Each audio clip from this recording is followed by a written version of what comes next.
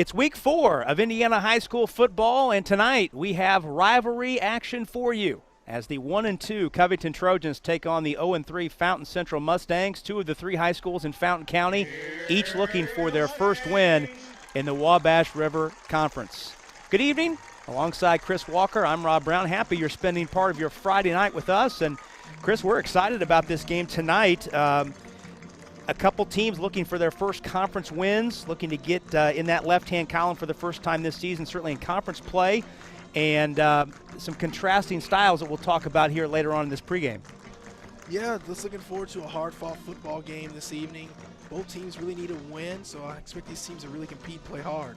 Both of these teams each kind of in their own spot. Fountain Central coming off a 3-win season last year, made a coaching change, brought in Herb King, the Hall of Famer, who's won a lot of games in the western half of the state, but he's trying to kind of establish a new culture at Fountain Central.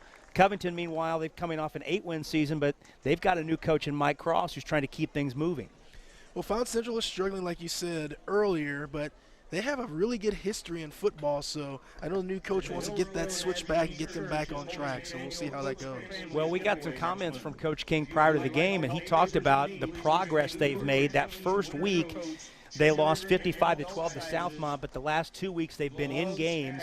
A 7-point loss on the road to Crawfordsville, and then a 12-point loss last week at Riverton Park. Well, that's what you're looking for from week to week. You're looking for progress. It's still early in the season. There's plenty of time to get things changed and get on the right track. So you want to continue to see progress. If you can do that, you'll be very happy as a coaching staff. Meanwhile, Covington, after winning their first game easily on the road on the west side of Indianapolis, beating Washington 48-14, they dropped the last 2 games, and it's been kind of one side of the ball has played well, the other not. The 14-12 loss to South Newton 2 weeks ago, the defense was very good. The offense struggled. Last week, the offense scored 36, but the defense gave up 57 in a loss to North Vermilion. Yeah, if you're Covington, you want to put the entire package together. You want to have play good offense, good defense, and good special teams. If you can do that, they'll be just fine tonight. Well, we look forward to this one. It's a rivalry game, as we mentioned. These schools have played every year since 1965. And this is the 61st meeting. Fountain Central leads the all-time series 39-21, but Covington has won the last 4 by an average of 44-9. So we'll see what we have in store for us tonight. We're going to take our first and only break here in the pregame show. When we come back, we'll take you up to the kick. We'll have lineups and the start of this one from Veedersburg in Fountain County. It's Covington, it's Fountain Central. It's next on the IHSAA Sports Network. Many communities in rural America are often overlooked as underserved. These communities are being left behind due to lack of internet and access to state-of-the-art technology. That's why Mulberry Telecommunications provides rural broadband services and technology and is growing their presence in north central Indiana. Because every community deserves infrastructure and beyond. To learn more, contact us today. The IHSAA Sports Network is your home for sports content across the Hoosier State. Find us live on TV and streaming or archived on our website and our app. The IHSAA is your one-stop shop for the content you want to see, including high school sports, college sports, and other great events throughout the year. Subscribe to our streaming service and get access to it all. IHSAA, local lives here. Welcome back to Fountain Central High School. It's Fountain Central and Covington. Let's get quickly, right before this kickoff, to Chris Walker's keys to the game. Well, keys to the game, first one is going to be talking about the contrasting styles that we're going to see here tonight. Fountain Central runs the ball about 81% of the time, whereas Covington wants to pass the ball. They pass a lot. They pass it about 65% of the time. So which style of play is going to win out in this football game this evening? Number 2, you want to limit the turnovers. Both teams have turned the ball over at least 2 times per game. Fountain Central has 10 turnovers so far this year. Covington has 7, so we want to play a clean game if you're both teams. And lastly, what team is going to make the big play or what team's going to give up the big play? That could be what decides this football game. Well, Fountain Central clad in the home navy blue and gold trim uniforms. They'll receive the football first. Covington in the all-whites with the black numerals and lettering. And we are set to go. Amber Drummond will kick it off for Covington. Waiting to get the last player in there. That's Landon Hardy coming on late. Dawson Blue is deep. He has 2 kick return touchdowns so far this year. And it's a short kick taken by Dawson Blue, picked up and carried out past the 40. So a nice return by Blue to give the Mustangs good field position on this first drive. Robbie, you know, I know it's early, but I'm glad to see both of those players get up after that tackle. That was interesting because Dawson Blue was kind of falling forward, and both he and the tackler kind of collided face mask, and that's, you can see it a lot of times you jam your neck in that situation. Really glad that did not happen. So Owen Acton is the quarterback for the Mustangs, the 6'1", 200-pound junior. He is their leading rusher. As we mentioned, Chris said he's their, they rush the ball 81% of the time, and Acton's dropped for a loss of 2. The PA seems like it's about 2 seconds ahead of the video.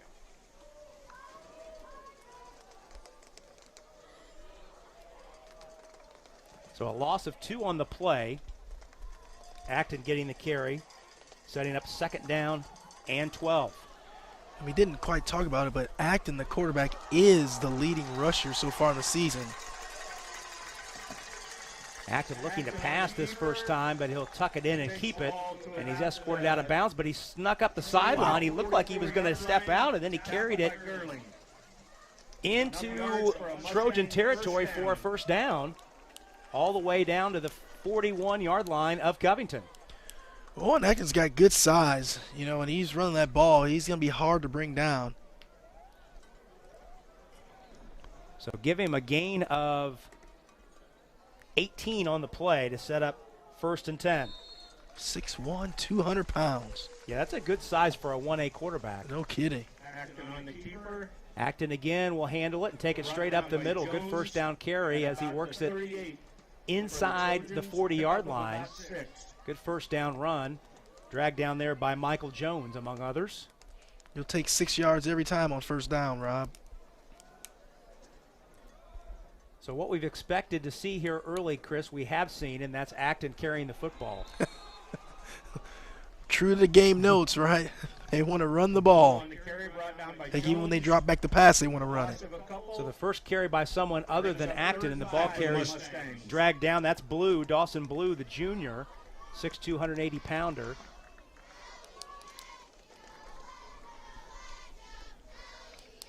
And he is dropped for no gain, so actually a loss of 1. So it's 3rd down, and let's call it 5 from the Covington 39-yard line.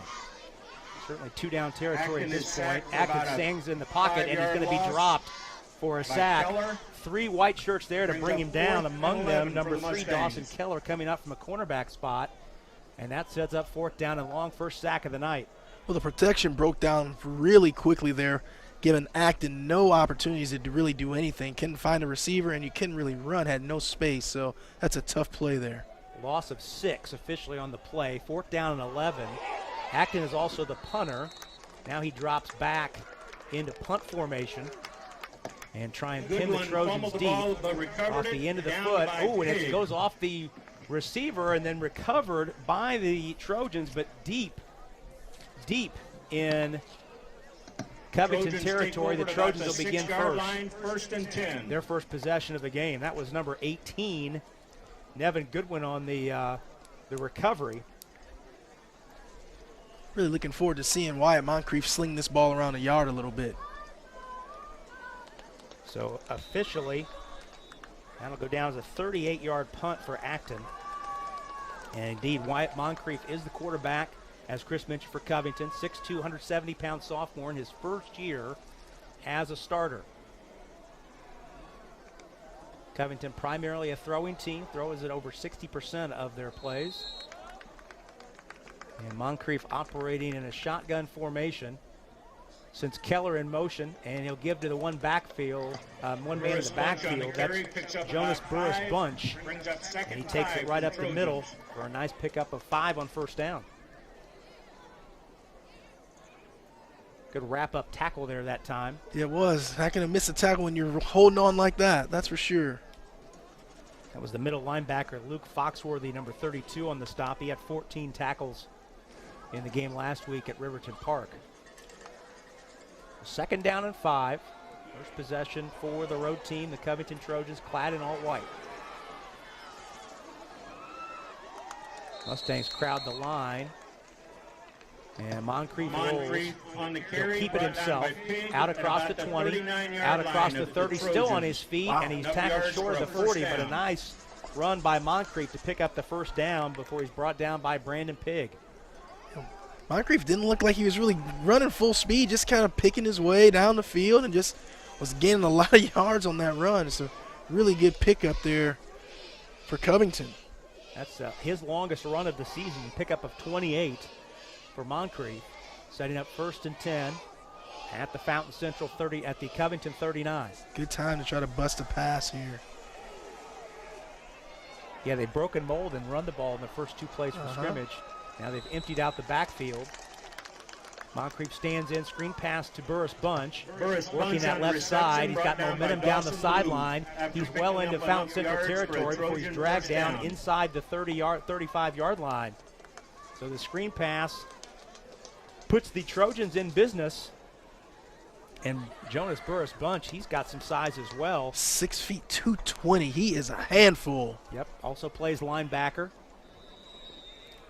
That's a pickup of 25 on the play. Timeout, Trojans. Timeout called by Covington. We'll go ahead and take a timeout.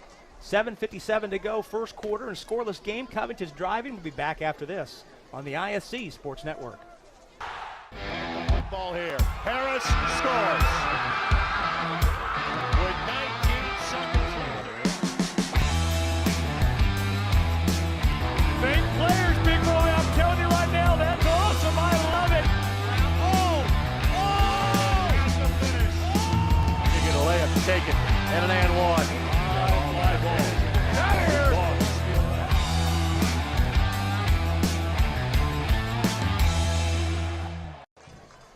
First and 10 for Covington, driving on its first possession of the scoreless first quarter. Pass over the middle is caught short of the marker.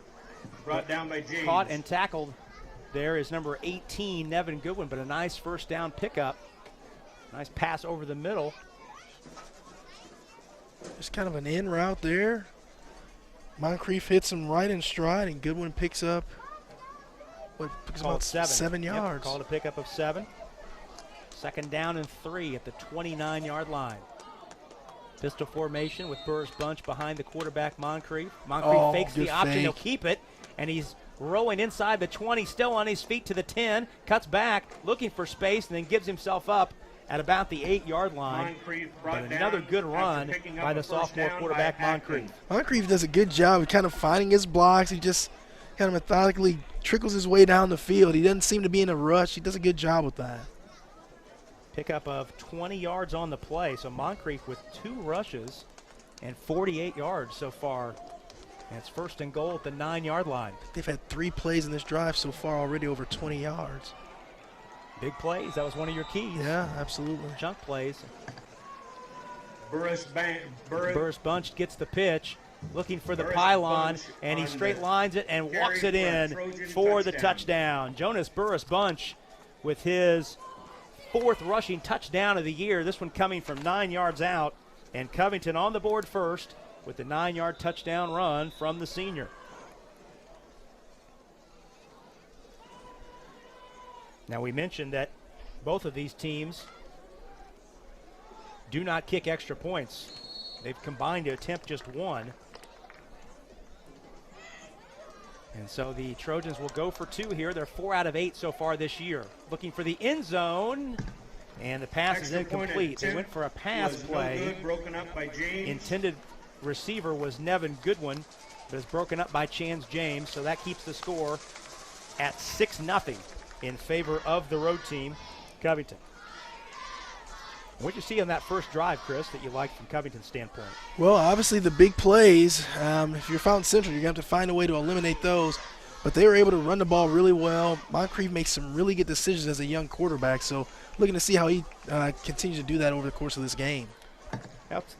Thanks We to believe in Tipmont building RMC for relationships, broadcasting and it tonight's turns our game passion for courtesy of the technology into IHSAA solutions that Sports help you reach your Network. potential See today, the game tomorrow, and in the live or future. on demand at To see our IHSAA residential Sports services and Network business .com. solutions, visit Wintek.com. Tipmont Wintek, RMC is one of the sponsors empowering our of tonight's communities. broadcast. So Covington on its first possession of the game drives 94 yards.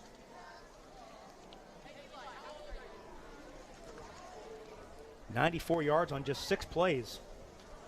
Just a little option there, option pitch to Burris Bunch, and he just kind of eases it on into the end zone for the touchdown. Trojans.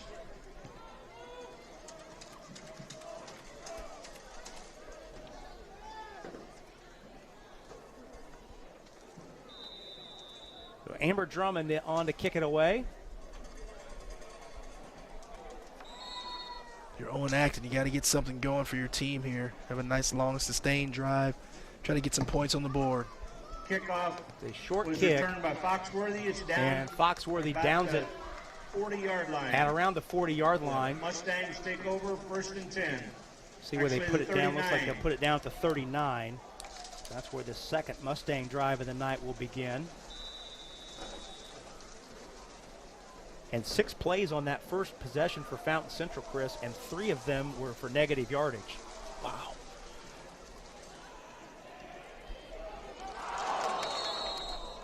So Acton sets up, Acton's pass intended for Looking Pig downfield. is incomplete. throws his first pass of Second the and 10 for game, the and a Mustangs. man was open, but in and out of the hands. Oh my, Brandon Pig had gotten behind the defense, but it went in and out of his hands at the 30-yard line, incomplete.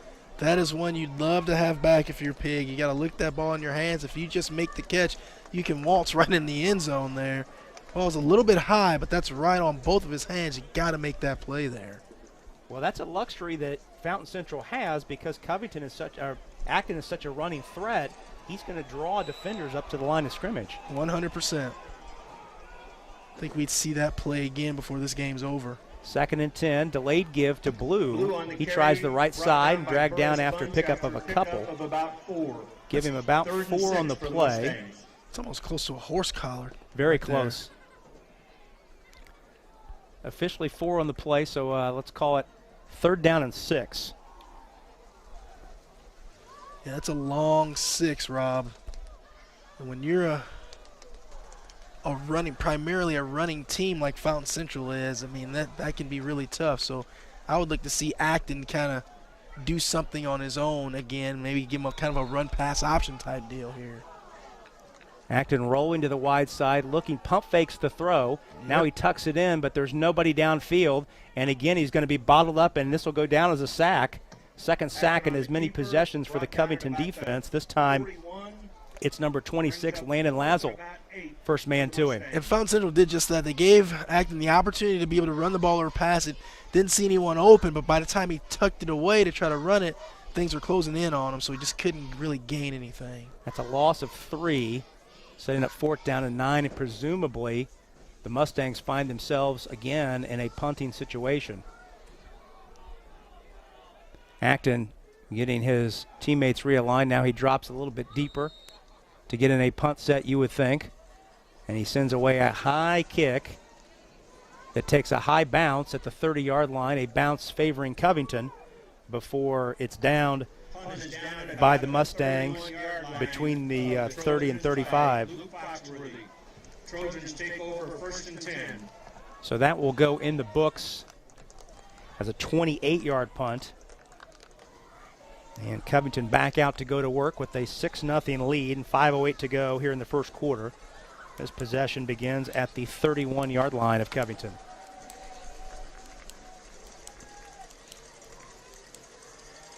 Wyatt Moncrief, very efficient in his first drive, guiding the Covington offense. He's got 2 receivers to either side on this 1st and 10 set. And he fakes the pitch, keeps it himself, cuts back inside, still on his feet, working his way down out across the 40-yard line. And a flag flies in late. That might be a late hit on the tackler coming in. We'll see. I think you're right. I saw one of the players kind of getting Moncrief out of there because I think Moncrief took exception to that late hit, and he was probably doing a little chirping. Personal foul against the Mustangs. Yep. It's very close to a first down. So we'll give him 9 yards on the rush, and then another 15 yards on the targeting personal foul penalty. We'll take it across the 50 and all the way down to the 44-yard line. Yeah, Covington hasn't needed much help yet on offense. You can't afford to give up these big penalties. So 1st and 10 at the 44-yard line of Fountain Central. Moncrief on the delayed keep, pitches to Burris Bunch at the last minute, breaks a tackle into the secondary, dragging tacklers. He's down inside the 25 and another first down. Burris Bunch has got that kind of Bo Jackson Tecmo Bowl feel to him right now, Rob. I mean, goodness gracious. He is running through tacklers. Yes, he is. That's a good late pitch there by Moncrief. It was just barely lateral. It was almost a forward pass there to him. 20-yard on the carry by Burris Bunch. 1st and 10 at the 24-yard line. Moncrief takes the snap, turns and looks, passing the flat to Keller. He works his way up the sideline, breaks a tackle, and finally gang tackled just shy of the 15, but a nice first down pickup, very close to the line to gain, setting up 2nd down and short. And they're going with a hurry up offense here. Back on the line right away. Give him 9 on the play. It's a 2nd down and 1. A little surprised, Chris, that Covington has kind of picked their spots. They're really running the ball. They are. But they're running it so effectively, there's no need to pass right now. 6 rushes to just 3 passes. Moncrief stands in the Watch pocket. In double coverage to the goal line. The pass is underthrown and short hops the intended man, Dane Gerling. That stops the clock to be 3rd down and 1. See Moncrief wearing that knee brace. I wonder what he did to his knee. Because he's moving around really well right now. Heavy knee brace you see on that right knee. This is his first year as a starter, the sophomore. Also wrestles and plays baseball, does Moncrief. 3rd and 1, pitch to Burris Bunch. He has a head of steam up the sideline. He's ushered out inside the 10, but that's more than enough on 2nd and 1 to reload the chains and set up 1st and goal. Only question is where they spotted him out. That option play out of the pistol formation seems to be their running play of choice right now, but they've been so effective with it, whether they're going the right side or the left side. So, again, you keep doing it until they stop you. It's a pickup of 6 officially. So it's 1st and goal at the 9. Covington leading 6-0 and trying to add to it here inside 4 minutes to go, 1st quarter. Quick pass right side, and it's caught right near the pylon by Gerling, but he's knocked out of bounds just shy of the goal line. Gerling was shoved out on a nice play by the cornerback Cole Garbison to keep him out of the end zone. And Gerling's talking to the official. Hey, are you sure I was out of bounds? Oh, he stuck the ball out there to try and knock it over the pylon, but judged to be just shy. Pickup of 8. 2nd and goal from the 1. Moncrief, though, still in that shotgun formation. With an empty backfield on the 1. Wonder, is he going to try to run this in? He looks right side and throws a short hop pass intended for Keller. They set up that bubble screen to the slot receiver left side, and no dice there. So 3rd and goal from the 1. You know, to me, Greg, Rob, I'm sorry, that is a risky play there, because if you throw that ball backwards, it's a live ball. It's a live ball, and then, man, they can pick it up and go the entire length of the field. So you got to be careful there. This is a time when I think every team needs to employ an I formation, and you give that ball to Burris Bunch, and you tell him to get it in the end zone. Now we have a wildcat formation with 3 receivers in the backfield with Burris Bunch. Touchdown. And it's a direct snap to the wideout Keller, and he'll run it into the end zone for the touchdown.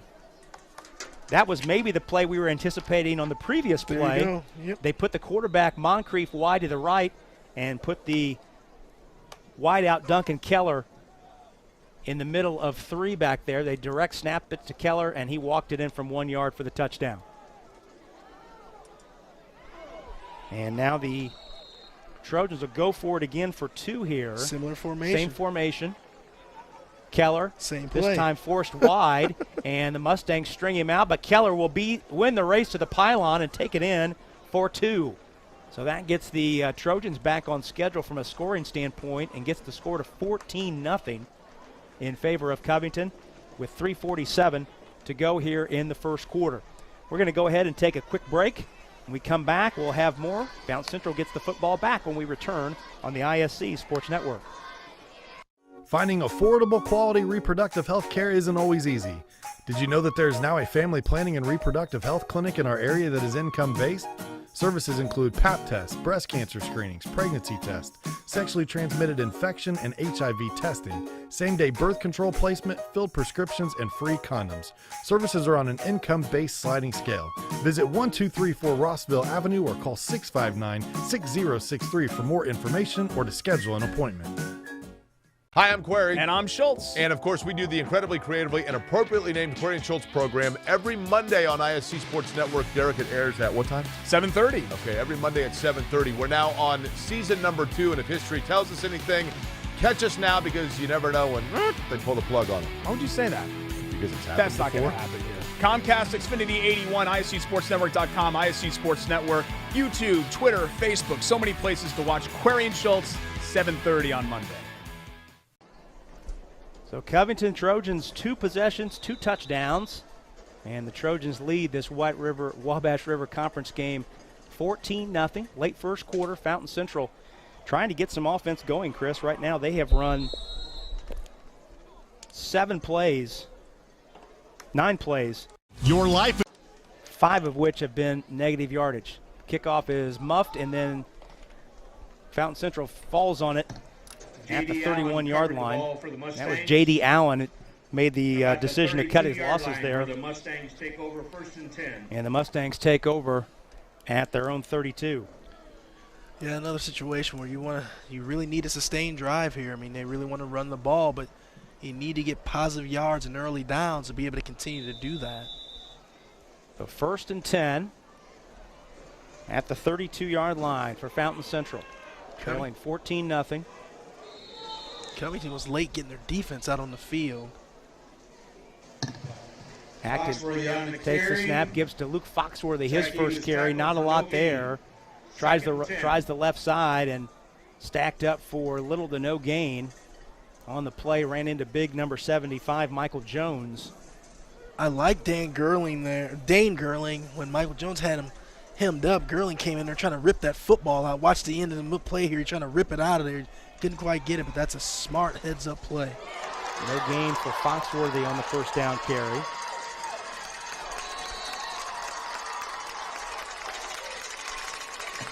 Oh, nice. And a pass over the middle is caught. Streaking down the left side.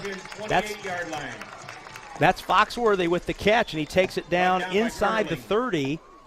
Big gain, first big play of the night for the Mustangs. And a little pep in their step now, as that play goes for 40 yards on the catch from Acton, a little flip, and then Foxworthy did the work, taking it all the way down to the 28-yard line. They really needed that positive play there. That's big. First completed pass of the night for the Mustangs, and they're in business 1st and 10 at the 28 of Covington. The delayed give as Blue, I believe that's tries the left side. And there's not a lot there, but he's able to grind out a little bit of yardage. Dawson Blue, the 6'2", 180-pound junior. Pick up a 4. Picked up a little bit more than initially perceived, dragging those tacklers. Took 5 guys to bring him down. I tell you what, I mean, Owen Acton attracts a lot of attention. If they can continue to kind of work everything off of him, you should be able to get some passes open down the field. Acton on the keeper, and he runs right into 2 white shirts that stack him up. Duncan Keller was there, as was Michael Jones. Jones, the largest man on the field at 6'2", 295. And Duncan Keller, I'm surprised. I mean, he's a cornerback, but he seemed to play really close to the line of scrimmage. He's in the backfield a lot making plays. Almost like he's playing like a third safety. No kidding. 3rd down and 6 for the Mustangs. Acton fakes the pass over the middle, it's caught. That's Blue, breaks a tackle, make that Foxworthy, breaks a tackle. He's down inside the 10-yard line, setting up 1st and goal. So 2 catches by Foxworthy on this drive, and the Mustangs are knocking at the door. Foxworthy at 6'3", 220 is a huge target, and you just see him come right on his tight end position, kind of runs right across the field, and he's wide open. That play is going to be open.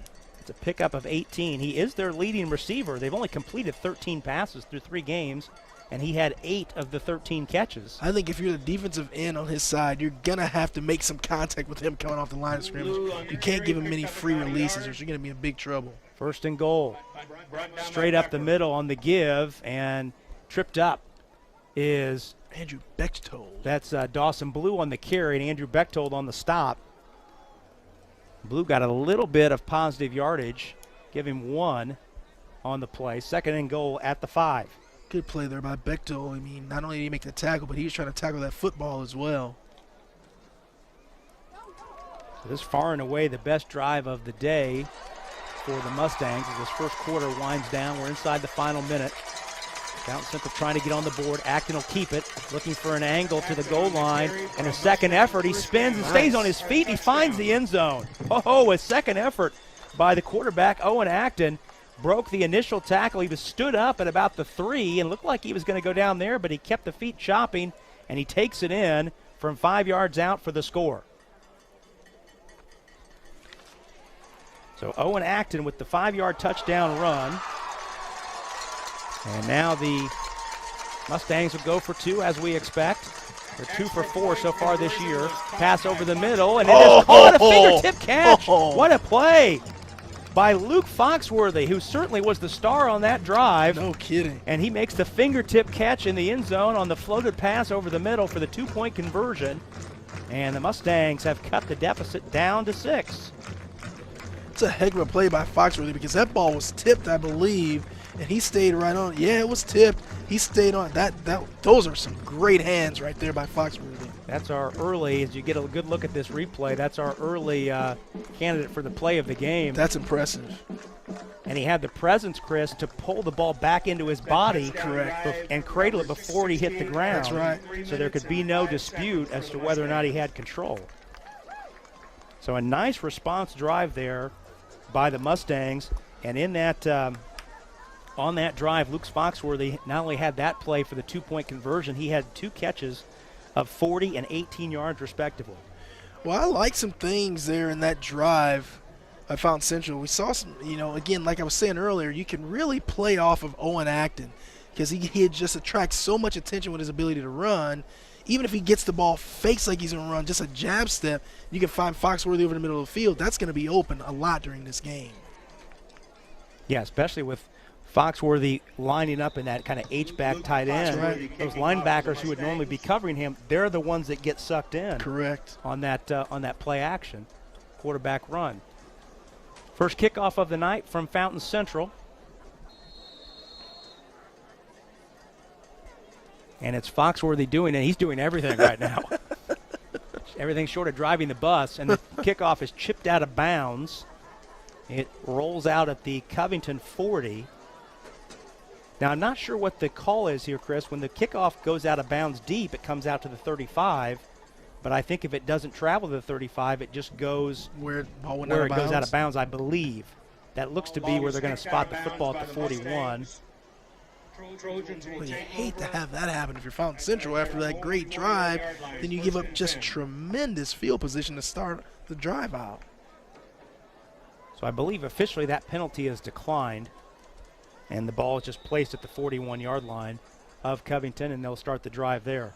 Final half minute of this first quarter, 14-8 the score. The road team, Covington Trojans, clad in all white. These schools separated by just 10 miles. 2 of the 3 high schools in Fountain County. Do you know the third one?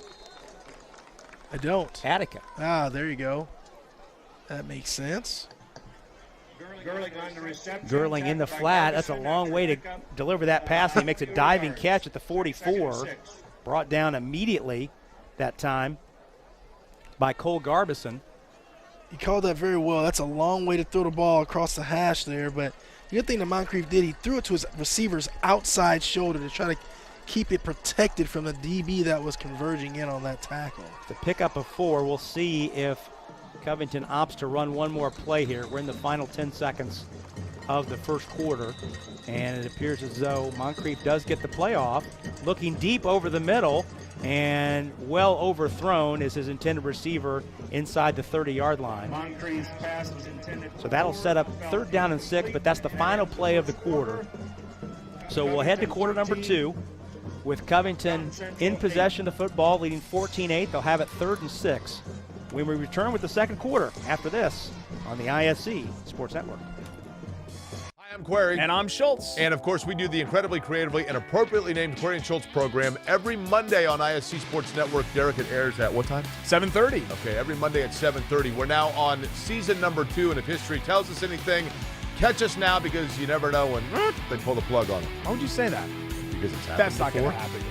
Comcast, Xfinity 81, ISCSportsNetwork.com, ISC Sports Network, YouTube, Twitter, Facebook, so many places to watch Query and Schultz, 7:30 on Monday. Your life is on the go. Now your viewing habits can be on the go. With the ISC Sports Network app, your team is at your fingertips. You can download years' worth of content from the ISC Sports Network library. High school, college, special events, weekly and monthly shows, wherever you find your favorite app.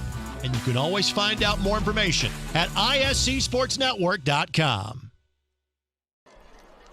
So welcome back. Second quarter about to begin. Alongside Chris Walker, Rob Brown with you. 3rd down and 6 for Covington. Backfield emptied out. Screen pass set up to Burris Bunch. Acrobatic catch, and he steamrolls his way down into Mustangs territory inside the 40-yard line. 1st down. Really nice play there by Covington, but I'm telling you that's dangerous because that was almost a pick 6 the other way. You see big number 52 there. Who's 52? That was Isaac Heyman. Isaac Heyman, yeah, he just missed picking that ball off. Instead, it's a pickup of 15 and a 1st down on the screen pass to Burris Bunch, his 2nd catch of the night. So 1st and 10 at the Fountain Central 40-yard line. Moncrief empties out the backfield. Looks downfield, pump fakes. Forced out of the pocket. 2 defenders for Fountain Central run into each other. Now Moncrief still on his feet, trying to find his way back to the original line of scrimmage, and he does. He ducks out of bounds inside the 40-yard line, then a flag flies in very late. That's going to come back. That's going to be a block in the back. That was a vicious kind of blindside block there, man. And there's a Fountain Central player down, as you saw, Chris, trailing the play, and that is indeed the call. The Fountain Central athletic training staff coming on the field. We'll take a look at the play here. He's almost sacked right there by Andrew Mendoza. And then it's number 51, Eli Davis, who's the recipient of that block there at the last minute, as Moncrief was working his way up the sideline. So here's what I'll say about that play, okay? Maybe I'll date myself with my age, but when I was playing high school football, that is a legal hit. I mean, that's a play where you're following the play, the offensive guy gets his head on the front side of the body, so he's not looking at the numbers on the back. He does everything right, but I think in kind of the newer age football where you're trying to promote more safety and prevent some of that becomes a penalty in today's game. But I don't think there was any malicious intent behind that hit. I mean, I think the block was needed, but again, you just can't do that in 2022 in football. And as we saw the replay moments ago, it looked like the contact was shoulder to shoulder. There was Absolutely. there was no head contact Absolutely. And that, from either player. Correct, and that's even better, right? Because in a day and age where we're trying to take the helmet out of the play, right, he did everything right. He used his shoulder, had his head on the front side of the body, so it was really, to be honest, really well executed. But you just can't do that in today's football. So it will be a 15-yard walk-off. Actually, they'll put it at the 47. So officially, this will go down as a 13-yard penalty because it comes from the spot of the foul. So that's the first penalty of the night on Covington. Fairly penalty-free game, just one penalty on either side. So this is 1st down and 23. They'll replay the down. Going back to the 47 of Covington. Moncrief has emptied out the backfield. He's flush from the pocket, rolls to his short side, fires it down the sidelines, almost picked off, intended for Gerling, and stepping in front of the play that time, anticipating that pass. Moncrief's getting a lot of pressure right up the gut right now, right in his face. So you got to sure up that offensive line and give him some time. And this is the first drive. This is the third Covington possession of the night, and this is the first of the 3 possessions where the Mustangs have been able to get pressure and collapse the pocket. It's a big play here. Need to get some positive yards right now. The 2nd down and 23. Moncrief looking down the field. Long throw across the field, in and out of the hands of the intended receiver, Duncan Keller. So that sets up 3rd and very long, 3rd and 23. 3rd and 23 here. It's a tough, tough situation. Well, I think if Fountain Central gets a stop here, following up the score they just had, you could make the case that momentum has clearly swung to their side. I'm right with you. Not a lot of ways you can go on 3rd and 23. We'll see what the Trojans draw up here. Burris Bunch is behind the quarterback, Moncrief. Moncrief in the flat to Gerling, underneath throw. Gerling's able to advance it into Mustang territory, but he's well shy of the line to gain. Tackled by Owen Acton. But that'll be a pickup of just 8, and they needed 23. Well, you're in an interesting part of the field. I mean, will they punt this or will they go for it? Well, Moncrief is also the punter. See if he drops back. Yep. He takes a couple steps deeper, give himself a little more space. Trying to angle to the corner and pin the Mustangs deep. No one back for the Mustangs, and a good kick that takes a nice sideways hop from a Covington perspective and kicks out of bounds at about the 13-yard line. But certainly far and away, Chris, the best possession of the game for Fountain Central from a defensive standpoint. Well, the end of the first quarter and so far in the second quarter has gone the way of Fountain Central. So this is a huge, huge possession for the Mustangs. If they can get another score here, they are ready to roll. So officially that goes down as a 27-yard angled punt by Moncrief. 1st and 10 for Fountain Central, trailing 14-8. Acton rolling, looking down the field.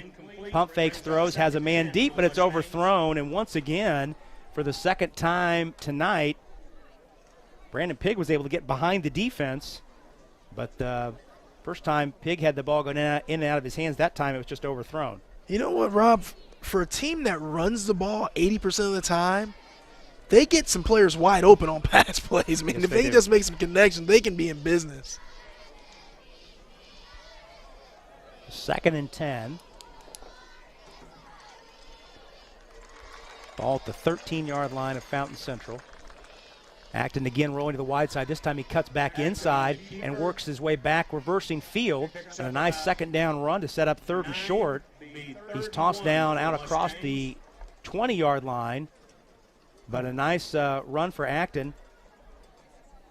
That spot is a little worse than I thought it was. I mean, that was going to be a really short 3rd down play here. Yeah, officially it'll go down as a 9-yard run, so it's 3rd down and 1, but it's really about a half a yard. Officially, Acton gets 9 on the carry. 3rd and very short, and now on the hard count, he's able to get the end to come across the line of scrimmage, and that's an easy 1st down. Yes, it is. For the Mustangs. There is your 1st down. Man, Fountain Central has really just taken over the momentum in this football game.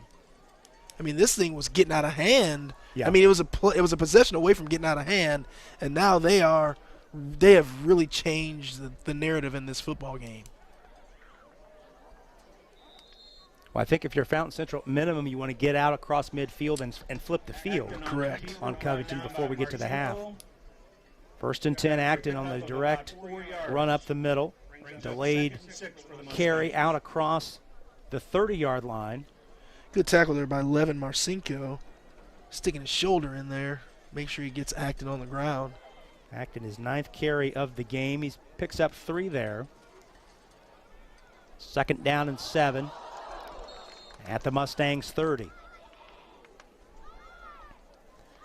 Acton looking as he rolls the wide side, looking downfield, has a man, and it's almost caught on the deflection. It went in and out of the hands of the intended receiver, Luke Foxworthy, and standing right there was Nolan Acton, the younger brother of the quarterback, Owen, and Nolan Acton almost caught it on the deflection. Let's take a look here. That would have been a heck of a play.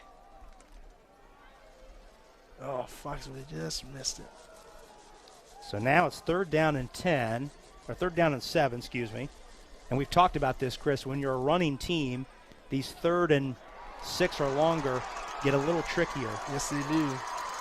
There's an opportunity for Covington to get off the field, right? Get the ball back and kind of get back to doing what they were doing. Acting with a nice my flip in the goodness. flat. It's caught. It's Foxworthy. He's loose down the sideline, and he may go. Defenders in pursuit. 10-5 touchdown. Wow. And just like that, Fountain Central has tied the game. Wow. Oh, my. A 69-yard pass Acton's pass to Blue is good for from a Owen 68-yard Acton. touchdown reception. Call that Dawson Blue, beg your pardon. That was Dawson Blue on the catch and run. The running back, Dawson Blue. Dawson Blue on the catch and run there, coming out of the backfield. So the junior running back, Dawson Blue, on the touchdown. We have ourselves a new football game. And that is Dawson Blue's first catch of the season. So that ties the game Acton on the carry, 69-yard did not touchdown complete the catch. conversion. Now they go for 2. Acton trying to find the goal line, and he's dragged down just short. Michael Jones, who we've called his name a lot, he's the one to pull him down. So we are tied on the long touchdown pass from Owen Acton to Dawson Blue. That's tied the game at 14. 8:58 to go here in the first half. We'll pause for a moment and come right back. It's high school football on the ISC Sports Network. The ISC Sports Network is your home for sports content across the Hoosier State.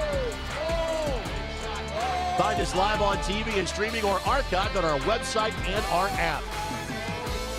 The ISC is your one-stop shop for the content you want to see, including high school sports, college sports, and other great events throughout the year. Subscribe to our streaming service and get access to it all. ISC, local lives here.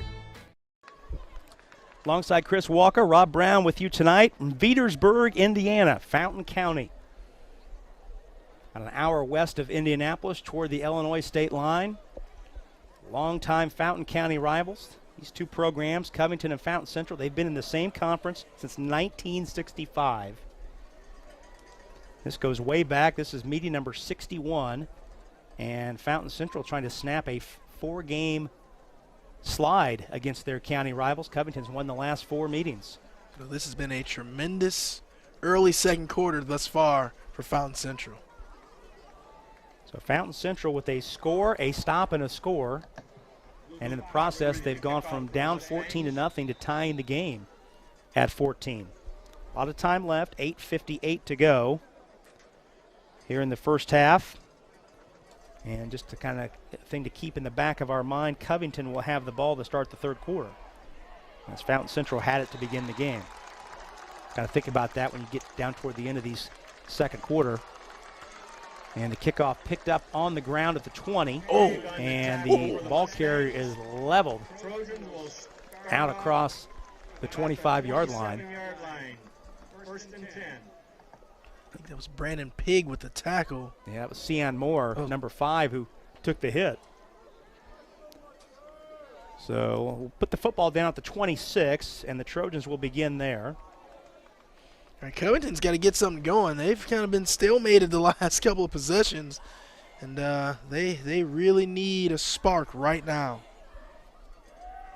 So Covington scoring on each of its first 2 possessions. The last one was a punt. And Rob, not only did they score, they made it look really easy. Yes. Yeah, that first drive was a 94-yard drive in 6 plays, and they followed it up with a 69-yard drive in 7 plays. Right. Flag on the play. 4 receiver sets, 3 to the left, 1 to the right for Moncrief here on 1st and 10. And flag flies pre-snap. It looks as though that's got to be on Covington. Movement on the Covington offensive line. I mean, their entire wide receiver core jumped on that one. You saw the receivers jump. I was looking at the linemen. It looked like they moved as well. Every receiver jumped. So, and if you saw the lineman jump, that means that maybe the quarterback didn't know what the snap count was. So now it's 1st down and 15. Moncrief in the pocket, passing the flat, caught by Burris Bunch, and he fumbled the football out of bounds. Oh, man. I'm not sure how he lost. He's got a good 1st down pickup, but I'm not sure how he lost the ball. There were no defenders near him. Did he try to switch the ball in his outside Perhaps. arm? Let's take another look at this. Slip out? Let's see. It just slipped He out. Just lost it. Yeah. He had it on the outside hand. Yep. Give him 8 on the play. So Burris Bunch with 3 catches for 48 yards. Good first half catching the ball out of the backfield. Yes, no kidding. For Burris Bunch. But instead of it being a long 1st down gain of 15 yards plus, it's 2nd down and 2. Moncrief with the backfield emptied out, rolling to his right, looking, plants, throws back across the field and over the head of his intended receiver. That play just kind of broke down. I think Moncrief just decided to cut his losses there, Chris. Well, you got to be careful. You don't want to throw the ball back across the field like that when you're scrambling, because normally bad things happen when you do that. Certainly when the ball hit the turf, there were more blue shirts in the vicinity than white. That is correct. So a big 3rd down and 2 here for both teams, for Fountain Central trying to keep the momentum on their side, and for Covington just trying to sustain a long possession here. Man, I don't know why they wouldn't go with that option play out of the pistol formation with Burris Bunch right now. Backfield's emptied. Moncrief looking, flips it to Burris Bunch, and it's caught. He's got a 1st down. He's on his feet, and he runs over a man inside the 40-yard line, 1st down. He is just a workhorse, Boy, man. That's a nice safety valve to have in the flat on 3rd and 2. No kidding. I don't think this play was really ever intended for Burris Bunch at all. And it's just like, you see Moncrief, hey, get open, and just throws it to him, says, you go do the rest. And he's got a 25-yard catch and run, does Burris Bunch, for his 4th catch of the night. Called it 26 as the ball placed down at the 39-yard line of Fountain Central. 1st down. Moncrief with 4 receivers to his right. And there was, again, all sorts of movement. That time, Chris, I do think it was the wideouts specifically that moved before that snap. Yeah, you don't want those pre-snap penalties, man, pushing yourself back. I mean, every possession you start behind the chains, it just makes it more and more difficult to move the ball. So let's see if they can really settle down, get their rhythm, and start getting more positive plays. So the 2nd, 1st, and 15 of this drive for Covington. Trojans work their way out of the first one to reload the down box. Let's see if they can do it again. Moncrief looked at the pitch, kept it himself, cut inside behind his right guard and surged his way ahead. Got the penalty yardage back, and that looks to be about it. So pick up a 5 down to the 39, setting up 2nd down and 10. Moncrief had 3 carries on the first drive. That's his first one since. And you saw in that replay a nice job by Isaac Heeman to kind of cut off the pitch man there. Back to live action, 2nd down and 10. 2 receivers either side. Moncrief pitches to Burris Bunch. He's got a block as he turns the corner, heads upfield, and just steamrolls a man at the 23, 1st down. My goodness. Well, I want to give a lot of credit to seeing Moore there, the wide receiver on this side. Did just enough to get his cornerback turned inside to give Burris Bunch that outside, the sideline to run up. So just. Yep, that was a nice block, but there was a hold behind the play, so it is going to come back. And let's see, it's a spot foul to 10-yard from the spot.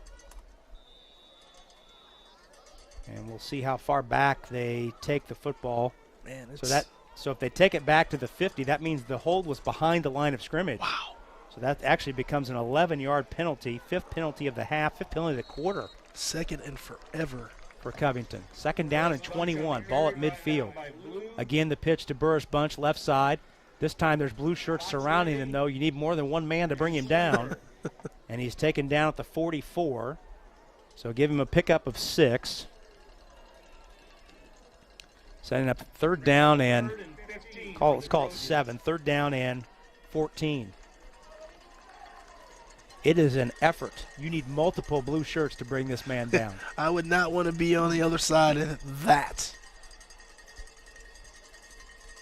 So 3rd down, and we'll call it 14 at the 44-yard line of Fountain Central. Pistol formation with Moncrief. Has Burris Bunch behind him. Moncrief drops, flush from the pocket. Now steps up, cuts back, and he's tackled from behind. And that'll be a positive yardage play, but a nice grab from behind by number 53, Kyle Slinker, the linebacker. I think Moncrief was able to get back to the line of scrimmage, and if so, it won't go down as a sack. Slinker's playing a good ball game. He's all over the field, and he is really relentless. He does not give up. He came from the other side of the field. He trailed that play and made the tackle. They did give Moncrief a gain of 1, so no sack on the play.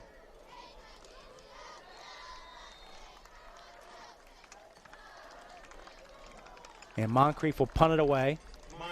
No one back, and that one takes a hop into the end zone. Penalties, penalties, penalties. So that will go down as a 43-yard punt. And on the touchback, comes back out to the 20-yard line for Fountain Central. And that was another good defensive stand, Chris, by the Fountain Central defense. Yeah, they're just playing really good football right now.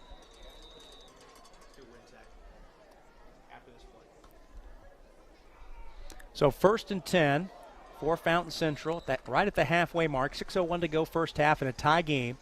Covington scored the first 14 points. Fountain Central has scored 14 in a row. Handoff across the formation. Foxworthy coming out of motion, takes the give and takes it around left end for about 3. Setting up 2nd down and medium. Tonight's game is brought to us by Wintek. We believe building relationships turns our passion for technology into solutions that help you reach your potential today, tomorrow, and in the future. To see our residential services and business solutions, visit Wintek, that's WINTEK.com. Another tackle there by Duncan Keller. He's all over the field. 2nd down and 6, straight up the middle. And that's the quarterback, Acton, setting up 3rd down and short. I think they spotted him short. Yep, right about the 30. Able to drag some tacklers. Yes, he did. No, they did. They gave him a 1st down. So 1st down. Yes, they sir. gave him the 4. Yes, sir. So right at it. The referee came in and signaled 1st down. Okay, so he needed 4 and he got 4. Or he needed 6, beg your pardon, and he got 6. Carry around in, this time, I think that's number 32. No, 34, that's Blue. Blue on the carry with a nice 1st down run. Give him about 5 on the play. 2nd and 5. Fountain Central's really imposing their will right now. I mean, they've completely taken over the momentum of this game. They are doing what they want to do, and more importantly, right now they're playing penalty-free football, and that's helping them. 5 penalties on Covington, all here in the quarter. Has certainly helped the Fountain Central cause. Nice delayed run up the middle by Blue, and he's near the line to gain. If he didn't get it, he set up 3rd down and short. Yeah, it's another 4 to 5 yard run. I mean, they're doing exactly what they want to do. And that is indeed 3rd down. So 3rd down, let's call it 1. Referee right away said it was 3rd down. See if they give this one to Acton and let him run this one. Acton in shotgun, 3rd down and less than a yard. It is indeed Acton. Acton takes his time, waits for the hole, and then surges forward for 5. He just needed about 2 feet. He got 5 yards. And that's more than enough to reload the chains. And Fountain Central on the move here, Chris. It's a really good rhythm they have going on right now. And when you're an offensive lineman, you love to run block. Whenever you can go downhill and pick someone out and pop them, That gives you a good feeling as an offensive lineman. Well, you can just tell from the body language from the Fountain Central players. The energy is certainly on the home side right now. I would agree. Acton again on the keep. Takes his time, waits for the hole to unfold, and tries right in, and a nice first down run of 6 or 7, and it looks like they're going to throw a face mask on top of that as a flag flies in right at the point of tackle. Give Acton 8 yards on the carry, so we anticipate that there'll be more tacked on here. Acton's 12th carry of the night. And it looks like that's just going to be a 5-yarder. You can have a 5-yard or a 15. 5-yard judged to be an incidental, where the hand just drifts up in the direction of the face mask, not a factor in making the tackle. It's a 5-yard penalty, but it is the 6th penalty of the game on Covington. The Mustangs on the move. Delayed give across the formation. Nice play, nice run. Barging his way up the right side. That's Foxworthy. Second time they've run that play on this drive. And a 15-yard pickup for Foxworthy. It's first down again. Man, he is a major weapon. He's like Gronk. He's a Gronk of high school right now, man. He just moved him across the field. He's so big and strong. He's hard to bring down. He's athletic. I really like, man, I'd try to get him the ball a lot. He's the biggest player, non-offensive lineman on the roster at 6'3", 220. Acton will take it straight up the middle and nothing there as he's dragged down immediately. Caleb Nimitz and Michael Jones combined to pull him down. Now these are the plays when you have a tough first down play for Fountain Central. When you're primarily a running team, this second down and long is a key play for your drive. They gave him 1 on the play, so second down and 9, still second down and long. Oh, hard count, almost got the Trojans to jump, but not quite. Now the defense backs away a little bit. Acton looking toward the sideline for the play call. See if Foxworthy's going across the field here. Maybe a timeout being called. Yep, and they just waited for the play clock to wind down. Fountain Central calls its first timeout of the half. We got 2 remaining. So the Mustangs into Trojan territory with this game tied. 2:31 to go first half. We'll step out for a quick pause and come right back. It's Indiana High School football on the ISC Sports Network. Have you heard? Tipmont and Wintek have joined forces to build a stunningly fast fiber optic internet service with no data caps and the best customer service from a company you know and trust. Sign up today and follow our progress at join.wintek.com. Wintek, powered by Tipmont, is building the future in Linden and New Richmond. We offer 3 easy and affordable packages with superior reliability, customer service, and unlimited usage. Order service today and get free installation at join.wintek.com. Welcome back. Rob Brown and Chris Walker with you from Veedersburg, Indiana. Fountain Central High School. Wabash River Conference game. Both these teams looking for their first conference wins, each suffering a conference defeat last week. Fountain Central losing at Riverton Park and Covington losing to North Vermilion. Second down and 9 for the Mustangs with the ball at the 26-yard line. Acton again, that give to Foxworthy across the formation. Oh, wow. And he's dragging white shirts down near the 20. Takes 4 shirts to bring him down. And it sets up third and very manageable. That's the 3rd time they've run that play, Chris, where Foxworthy lines up as a tight end and then comes out of his stance and comes across the formation left to right to take that handoff from his quarterback in the shotgun. We'll take a look at this. Almost an H-back spot there. It's a very good play. A little misdirection there they run with Foxworthy. Like I said, he's just a tough player to bring down. They gave him 5, so that sets up 3rd down and 4. It's the 10th play of the drive, longest drive of the game for the Mustangs. 3rd and 4 at the 22. Acton stands in the pocket, throws to Blue in the flat screen pass. Flag is down. Blue's inside the 20. And he's going to be about a yard short of the line to gain. I think that's going to be hands to the face when Foxworthy crossed the line. He was kind of going out to block. The defender just pounded him right in the face. Yeah, that was pretty vicious. So the actual play went for 3 yards. They needed 4. But the early indication on the penalty is that there'll be more than enough there with the penalty to give the Mustangs a first down. Sorry, that was on number 12, Spencer Kraut, who was kind of hit in the face there. So it's a 4-yard pass play to Blue. And now acting on the keeper, straight up the middle, seeking the goal line, and he is in from 14 yards for the touchdown. Wow. And the Mustangs have the lead with 91 seconds to go in the first half. What a turn of events. Man. So a 14-yard run for Owen Acton, the quarterback, his second touchdown of the night. Straight up the middle, and the Mustangs have scored 20 straight points to grab the lead for the first time tonight. 20 unanswered points here. I mean, I'm telling you, I thought we were going to look like we were headed towards a blowout, and Fountain Central has completely taken over this football game. So the Mustangs, as is their trend, going for 2. Came in 3 out of 6 so far this year. They're 1 for 2 tonight. Acton fakes the handoff. Nobody's there. And he tries to drag it in himself, and he's going to be short. I think that play there was some miscommunication, Chris. Yeah, it's kind of tough when the quarterback's holding out the ball in this fake, and there's nobody even there. close. So that run is no good.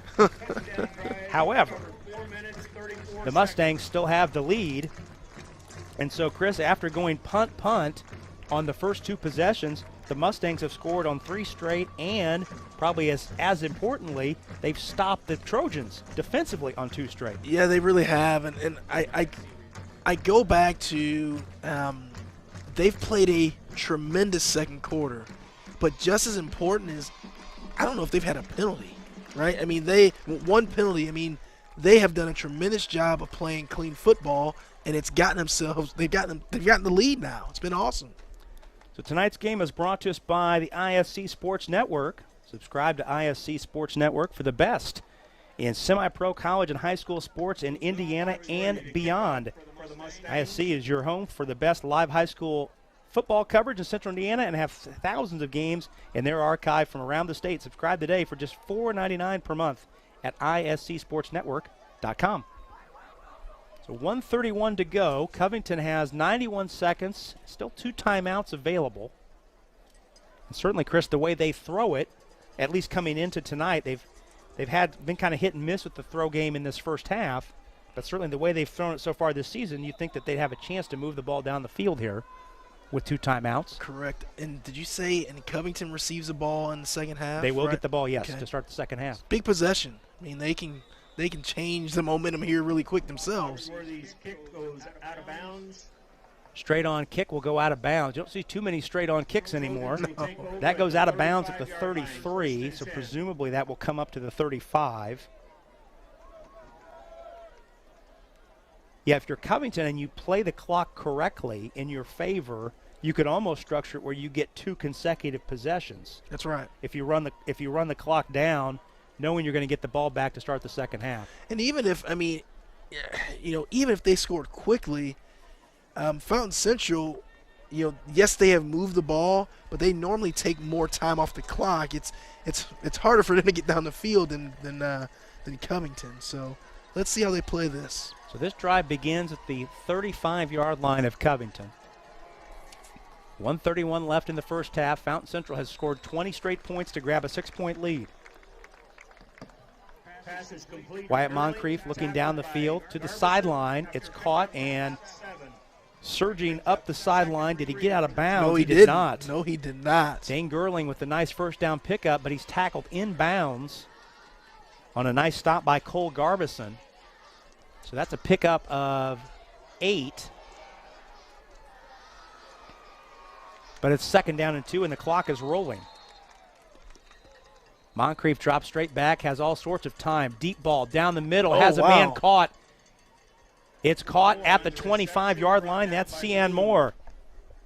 Cian Moore's first catch of the night. Big catch. That's a deep ball. Let's see where they put it down. First catch of the night for Cian Moore. A big play for Covington. There was an ineligible receiver downfield for the Trojans. Well, and that's going to come back. Wow. Flag behind the play, illegal man downfield. Oh, my Lord. So that'll wipe out that completion that would have set the Trojans up in business inside the Mustang 30-yard line. How do you have that penalty on that play? That's just a drop-back pass. You shouldn't have a lineman down the field in that situation. Yeah, normally you see those plays on a quarterback Scramble. kind of zone read or yes. run option. Yes. But that's a 5-yard penalty. Man. 8th penalty of the half for the Trojans. Pass intended for Moore is Moncrief, long count. brings up third. Looking downfield, and it's overthrown. Moore, the intended receiver, out inside the 40-yard line into Mustang territory. And now it's 3rd down, and we'll call it 9. Moncrief's got to be careful. Don't just loft that ball over the middle of the field. You throw it to the other team there. You don't want to do that. Well, now I think if you're Fountain Central, yes, you get an incomplete pass here to stop the clock. That's right. You're going to get the ball back. That's right. And it could be in pretty good field position. And the Mustangs have 2 timeouts. So even if the player's tackled in bounds, if it's short of the line to gain, you think they'd use one. Yeah. 3rd and 9. The snap's over the head of Moncrief. Back to get it, and he will just fall on it wisely at the 19-yard line in Covington. Well, timeout's indicated. Does Covington call timeout? I would think that timeout was called by Fountain Central. I would hope it was called. You would presume. Right. Either way, it's a loss of 16 back to the 20-yard line. And that sets up 4th down and very long. But now you look at it, Chris, from a Fountain Central standpoint, 35 seconds to go. And the Mustangs have 2 timeouts. Presumably Moncrief, when he kicks this ball away, is going to be standing inside his own 10-yard line. You think they'd get the ball back conceivably out near midfield. Yeah, and if you're Fountain Central, I think you get that ball back and you take a couple shots. And if one of those early shots kind of connects, then you try to complete the drive with some points on the board. You know, the tough thing is neither team kicks field goals or extra points, right? So you take that out, so it's almost touchdown or nothing here. So 4th down and 25 at the 20. Rob, I think the first thing I would do here is I would go all-out punt block. I would send everyone I have to try to block this punt here.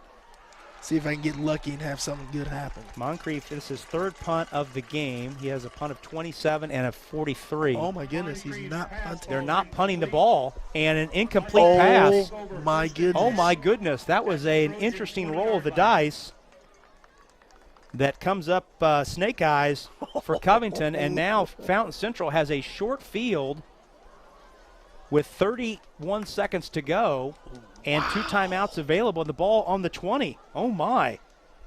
They have played the game by the book this entire game when it comes to these 4th down plays until now, and it's the biggest situation in the game, and you give the ball back on a really, really short field. Man, oh, man. So 1st and 10 at the Covington 20. For Fountain Central trying to add to its lead. Acton throws, and it is caught inside the 10-yard line. A catch in traffic. That's Dawson Blue with the catch. Clock is rolling. Stops on the 1st down. Stops on the 1st down until the chains are reset. That's a pickup of 10. And a timeout is called by Covington Central. Fountain Central, excuse me. Rob Brown, I cannot believe what just happened in this football game.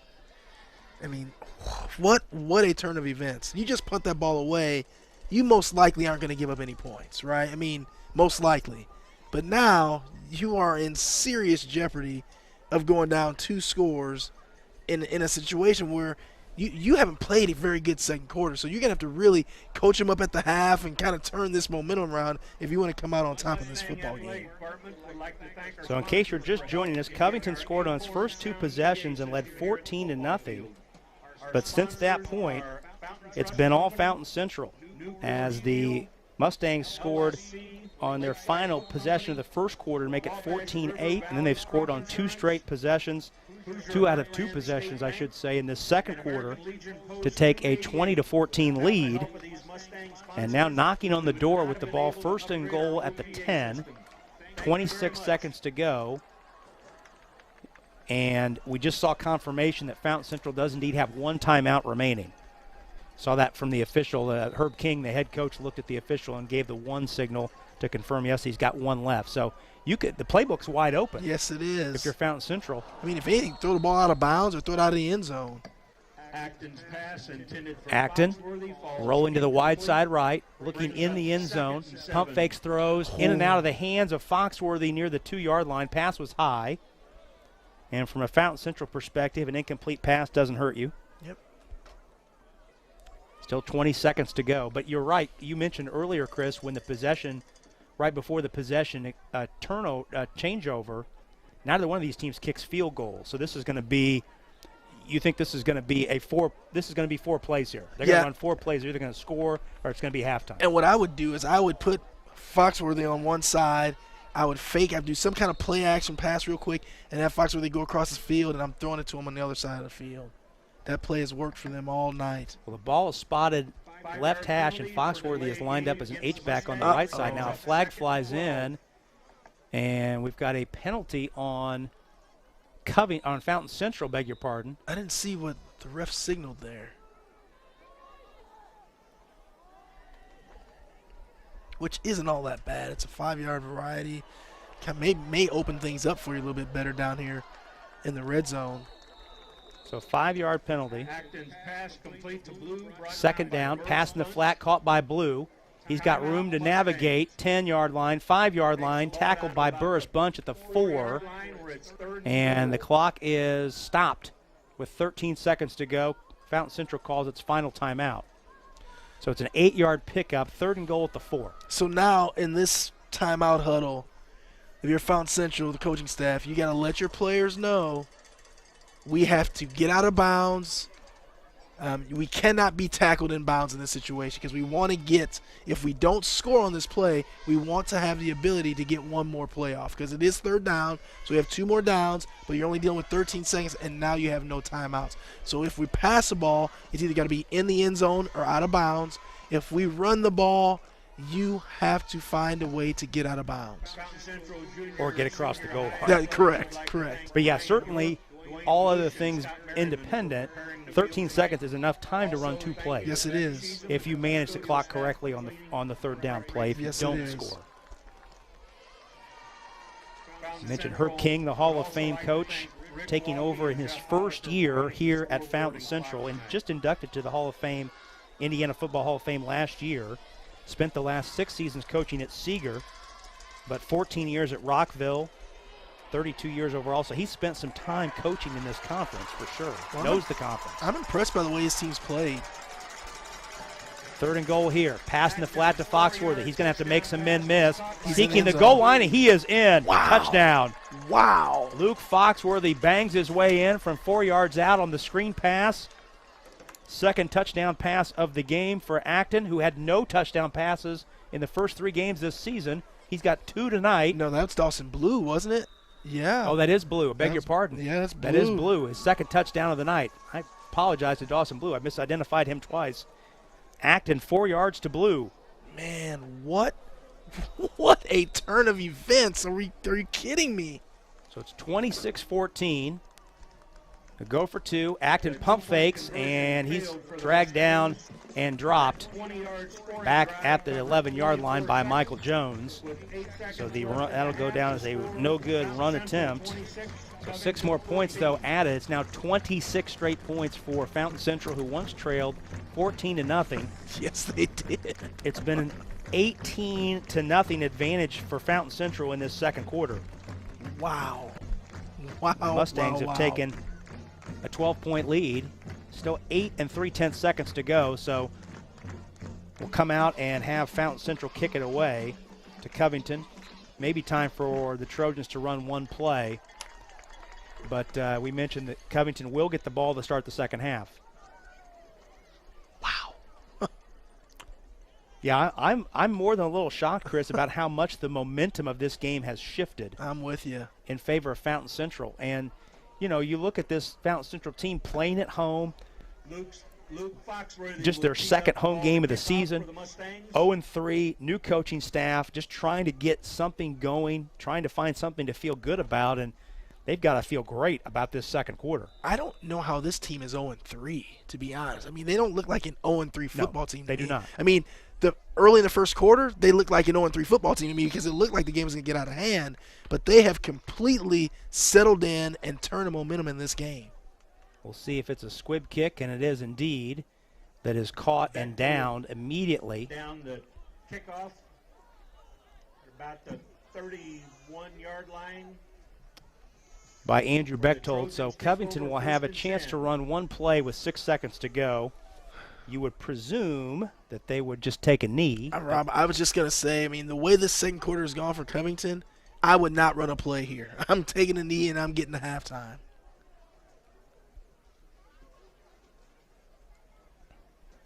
This is when you need like a field reporter. I'd love to have someone ask Coach Cross on the way out, what were you thinking on that fourth down play? Well, the Trojans went for it on 4th and 25 at their own 20-yard line and threw a pass play in the flat that was incomplete. Gave the Mustangs a short field, and to Fountain Central's credit, it capitalized. 4 plays later, a touchdown. Backfield's emptied out, and maybe a double pass here. No, a screen in the flat to Keller, and he's running around behind the line of scrimmage. Now reverses field, trying to get up the sideline, still on his feet, working his way out near the 50, and he's finally circled in by blue shirts and dropped at the 50-yard line, and that will indeed end the first half. So that goes in the books to close out the half as a 19-yard completion to Dawson Keller. That ends our first half. Fountain Central outscores Covington 18-0 in quarter number 2, and as a result, the home team leads it here at the break, 26-14. Chris and I will step out. We'll have all the halftime activities coming up next on the ISC Sports Network. Thank you, Ashley. The ISC Sports Network is your home for sports content across the Hoosier State. Find us live on TV and streaming or archived on our website and our app. The ISC is your one-stop shop for the content you want to see, including high school sports, college sports, and other great events throughout the year. Subscribe to our streaming service and get access to it all. ISC, local lives here. Have you heard? Tipmont and Wintek have joined forces to build a stunningly fast fiber optic internet service with no data caps and the best customer service from a company you know and trust. Sign up today and follow our progress at join.wintek.com. IHSAA. Wintek, powered by Tipmont, is building the future in Linden and New Richmond. We offer 3 easy and affordable packages with superior reliability, customer service, and unlimited usage. Order service today and get free installation at join.wintek.com. Ball here. Harris scores. With 19 seconds remaining. Fake players, big boy. I'm telling you right now, that's awesome. I love it. That's the finish. You get a layup, take it, and an and one. Out of here.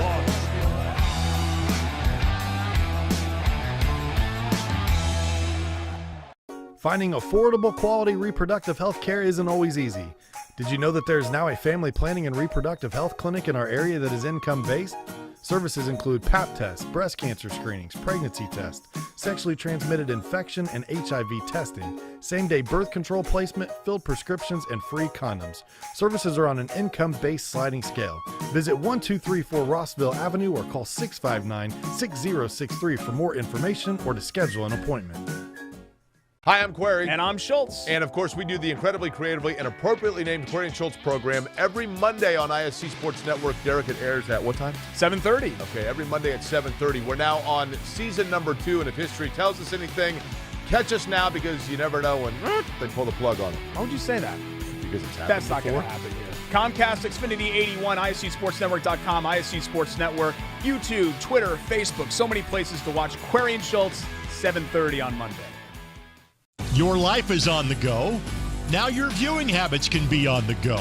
With the ISC Sports Network app, your team is at your fingertips. You can download years' worth of content from the ISC Sports Network library. High school, college, special events, weekly and monthly shows, wherever you find your favorite app. And you can always find out more information at iscsportsnetwork.com. For the ultimate Wi-Fi experience, you need a managed Wi-Fi service with advanced Blast Wi-Fi. Blast Wi-Fi systems provide ultimate coverage, ultimate performance, and ultimate power all the time. Available from Mulberry Telecommunications, Blast Wi-Fi systems feature the latest Wi-Fi 6 technology and are equipped with unrivaled bandwidth and 4 times more simultaneous connections, so you can connect tons of devices throughout your home with no lag and no downtime. Plus, with 24/7 support and remote troubleshooting, you can rest assured that Mulberry Telecommunications is always here to help you should any issues arise. It's the ultimate Wi-Fi experience, and it's a blast. Blast Wi-Fi is now included with Mulberry Telecommunications fiber internet packages. Contact Mulberry Telecommunications at 296-2885 today to get started. The ISC Sports Network is your home for sports content across the Hoosier State. Find us live on TV and streaming or archived on our website and our app. The ISC is your one-stop shop for the content you want to see, including high school sports, college sports, and other great events throughout the year. Subscribe to our streaming service and get access to it all. ISC, local lives here. Have you heard? Tipmont and Wintek have joined forces to build a stunningly fast fiber optic internet service with no data caps and the best customer service from a company you know and trust. Sign up today and follow our progress at join.wintek.com. Wintek, powered by Tipmont, is building the future in Linden and New Richmond. We offer 3 easy and affordable packages with superior reliability, customer service, and unlimited usage. Order service today and get free installation at join.wintek.com. Welcome back to Fountain Central High School in Veedersburg, Indiana. Fountain County rivalry game at the half, and the home team from Fountain Central leading 26-14. Rob Brown and Chris Walker back with you here at the half. And Chris, it's an old cliche, but it's an accurate cliche. It was a tale of 2 quarters in that first half. All Covington in the first quarter, as the Trojans looked great in the first 2 drives, scoring efficiently, and their first 2 possessions led 14-0. But from that point forward, they went punt, turnover and downs, and played it in the half. Fountain Central answered with 26 straight points to turn a 14-point deficit into a 26-point lead. Rob, I'm a little shell-shocked. I almost can't believe what I saw transpire at the end of the first quarter into the second quarter, and Fountain Central has not taken their foot off the gas. They have been extremely impressive since the first 2 drives of the game by Covington. I'm speechless. I mean, they've played clean football. They've done whatever they wanted to do. They're a team that primarily coming into the game has wanted to run the ball, but they're passing the ball when they want, they're running the ball when they want, and they're playing good enough defense to get the ball back, to give it back to their offense to march back down the field again. Really impressive. And we talked about how reliant Fountain Central has been on the run game. 81% of their plays have been runs through the first 3 games. They've thrown 10 passes tonight, completed 6. 3 of those have gone for over 18 yards. 2 of them long gainers. One of them a 69-yard touchdown pass.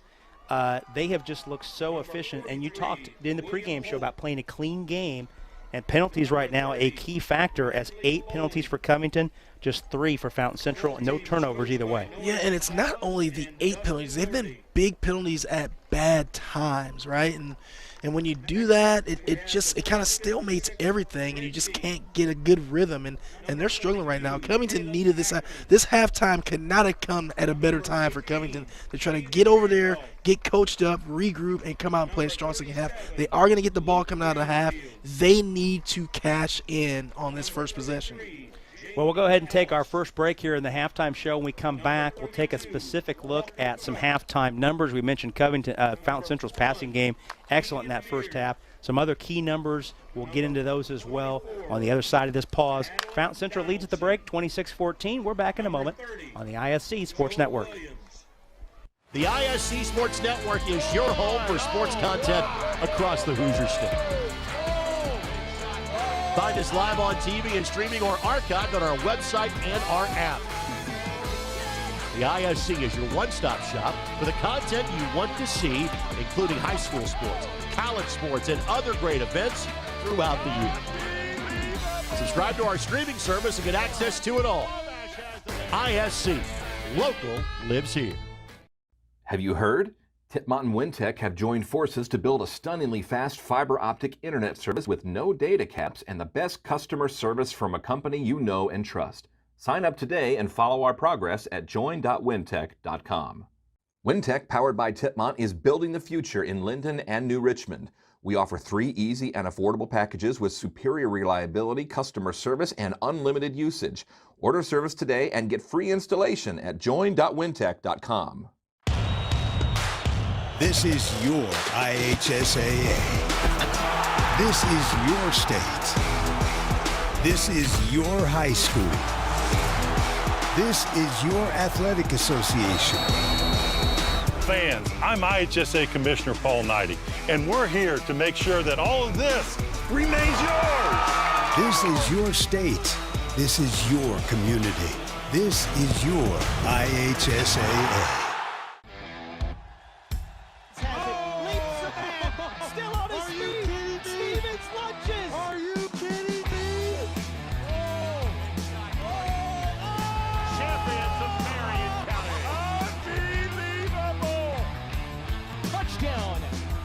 Living up to that last name. Wabash has the lead for the first time today. So that was going to be a highlight reel. Oh, baby. Yeah, you can celebrate after that. Welcome back. We're about 10 minutes away or so from the start of the third quarter. Fountain Central leads Covington in this Wabash River Conference showdown 26-14. Rob Brown alongside Chris Walker. Let's take a look at some of our first half numbers of note. We mentioned passing yards, 149 for Fountain Central. Chris, that's certainly a number that jumps off the page as Owen Acton came in, and through 3 games he had thrown for just 125 yards. He's exceeded that here in 2 quarters of play tonight. Just been really impressive. And, you know, you look at the turnovers, both teams have been clean in regards to turnovers, but if we had another line up there with the penalties, that's where we'd see kind of a mismatch. And, again, Rob and I were talking off the air that the penalties have come for Covington at really bad times. Yeah, 8 penalties for 54 for Covington, just 3 for 22 for Fountain Central. Those 2 sacks that you see for Covington, those came on the first 2 drives. Wow. Defensively for the Trojans, and it's not a coincidence. Those are the only 2 drives where Fountain Central did not score in that first half. The Mustangs had 6 first-half possessions. They scored on the final 4 of those possessions to, again, score those 26 straight points and grab this 12-point lead. Yeah, I just can't stress enough that if you weren't with us for the entirety of the first half, you know, after the first 2 drives for Covington, I'm thinking, man, this may get out of control. This game may get out of hand. But Fountain Central just really snatched this game and turned it around, and they have been unstoppable since those first 2 drives. 26-14 is our score. Fountain Central on top, leading Covington. We mentioned this is the 4th game of the year for both of these teams, week 4 of Indiana high school football. Both of these teams 0-1 in Wabash River Conference play, each dropping a conference game last week. Fountain Central lost on the road at Riverton Park, 26-14. That was a game where they trailed by 3 scores and then came back to make it closer in the 4th quarter. Meanwhile, Covington lost a home game in conference play to North Vermilion, 57-36. And this game tonight for Covington starts a stretch of 3 straight conference games on the road. The Trojans will be at South Vermilion next Friday night. Meanwhile, Fountain Central, they'll also go back on the road playing the 3rd high school in Fountain County, that game being at Attica next Friday night. You know, Rob, an interesting thing with this game is, just looking at some of the notes, Fountain Central's averaging 15.3 points a game so far this season. In 1 half of play, they already have 26 right now. So, you know, it's really been a turn of events for this team in this one ball game. Couple plays of note here in this first half. That play you're seeing right there is the long 69-yard catch and run down the sideline by Dawson Blue. That actually tied the game at 14. That was the second touchdown of the game for the Mustangs that made it 14-14. And then here is the play, actually the pass down the side where Jared Burris-Bunch fumbled it out of bounds without anybody near him. But Burris-Bunch has had a good first half. You see him doing some of his running after the catch. He had 4 catches for 74 yards and 5 rushes for 47 yards. So 121 yards of offense for Jared Burris-Bunch for the Trojans in that first half. Here's Owen Acton with his run up the middle. That was touchdown number 3 of the first half for the Trojans. That was the one that gave, or the Mustangs rather, that was the one that gave them the lead and put them up 20-14. And then here's the curious decision on fourth down. 4th and 25 from the 20. And the Trojans went for it, incomplete pass, giving the Mustangs a very short field. And to their credit, the home team capitalized. Pass down the sideline to Dawson Blue. And then after a penalty, backed him up. Blue was able to pound his way down back inside the 5-yard line. And after a timeout followed this play. And then on 3rd and goal from the 4, Mustangs were able to find the end zone again. Again, screen pass in the flat, and Blue dragging 2 tacklers into the end zone to put Fountain Central up with his halftime score of 26-14. We'll go ahead and take our final break here at the half. When we come back, we'll have the start of the 3rd quarter. Covington will have the football when we come back after this on the ISC Sports Network. The ISC Sports Network is your home for sports content across the Hoosier State. Find us live on TV and streaming or archived on our website and our app. The ISC is your one-stop shop for the content you want to see, including high school sports, college sports, and other great events throughout the year. Subscribe to our streaming service and get access to it all. ISC, local lives here.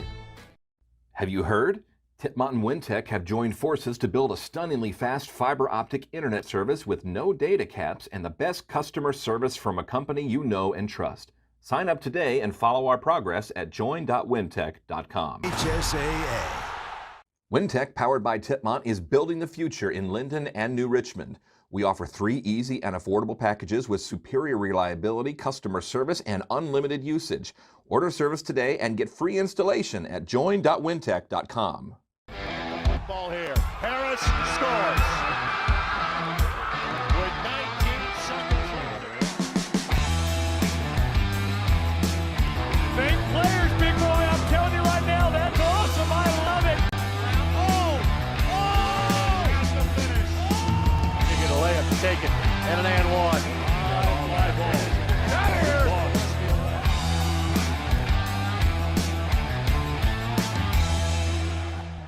Finding affordable quality reproductive health care isn't always easy.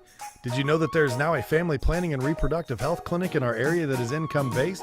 Services include Pap tests, breast cancer screenings, pregnancy tests, sexually transmitted infection and HIV testing, same-day birth control placement, filled prescriptions, and free condoms. Services are on an income-based sliding scale. Visit 1234 Rossville Avenue or call 659-6063 for more information or to schedule an appointment. Hi, I'm Query. And I'm Schultz. And of course, we do the incredibly creatively and appropriately named Query and Schultz program every Monday on ISC Sports Network. Derek, it airs at what time? 7:30. Okay, every Monday at 7:30. We're now on season number 2, and if history tells us anything, catch us now because you never know when they pull the plug on it. Why would you say that? Because it's happened That's not going before. to happen here. Comcast, Xfinity 81, ISCSportsNetwork.com, ISC Sports Network, YouTube, Twitter, Facebook, so many places to watch Query and Schultz, 7:30 on Monday. Your life is on the go. Now your viewing habits can be on the go. With the ISC Sports Network app, your team is at your fingertips. You can download years' worth of content from the ISC Sports Network library. High school, college, special events, weekly and monthly shows, wherever you find your favorite app. And you can always find out more information at iscsportsnetwork.com. For the ultimate Wi-Fi experience, you need a managed Wi-Fi service with advanced Blast Wi-Fi. Blast Wi-Fi systems provide ultimate coverage, ultimate performance, and ultimate power all the time. Available from Mulberry Telecommunications, Blast Wi-Fi systems feature the latest Wi-Fi 6 technology and are equipped with unrivaled bandwidth and 4 times more simultaneous connections, so you can connect tons of devices throughout your home with no lag and no downtime. Plus, with 24/7 support and remote troubleshooting, you can rest assured that Mulberry Telecommunications is always here to help you should any issues arise. It's the ultimate Wi-Fi experience, and it's a blast. Blast Wi-Fi is now included with Mulberry Telecommunications fiber internet packages. Contact Mulberry Telecommunications at 296-2885 today to get started.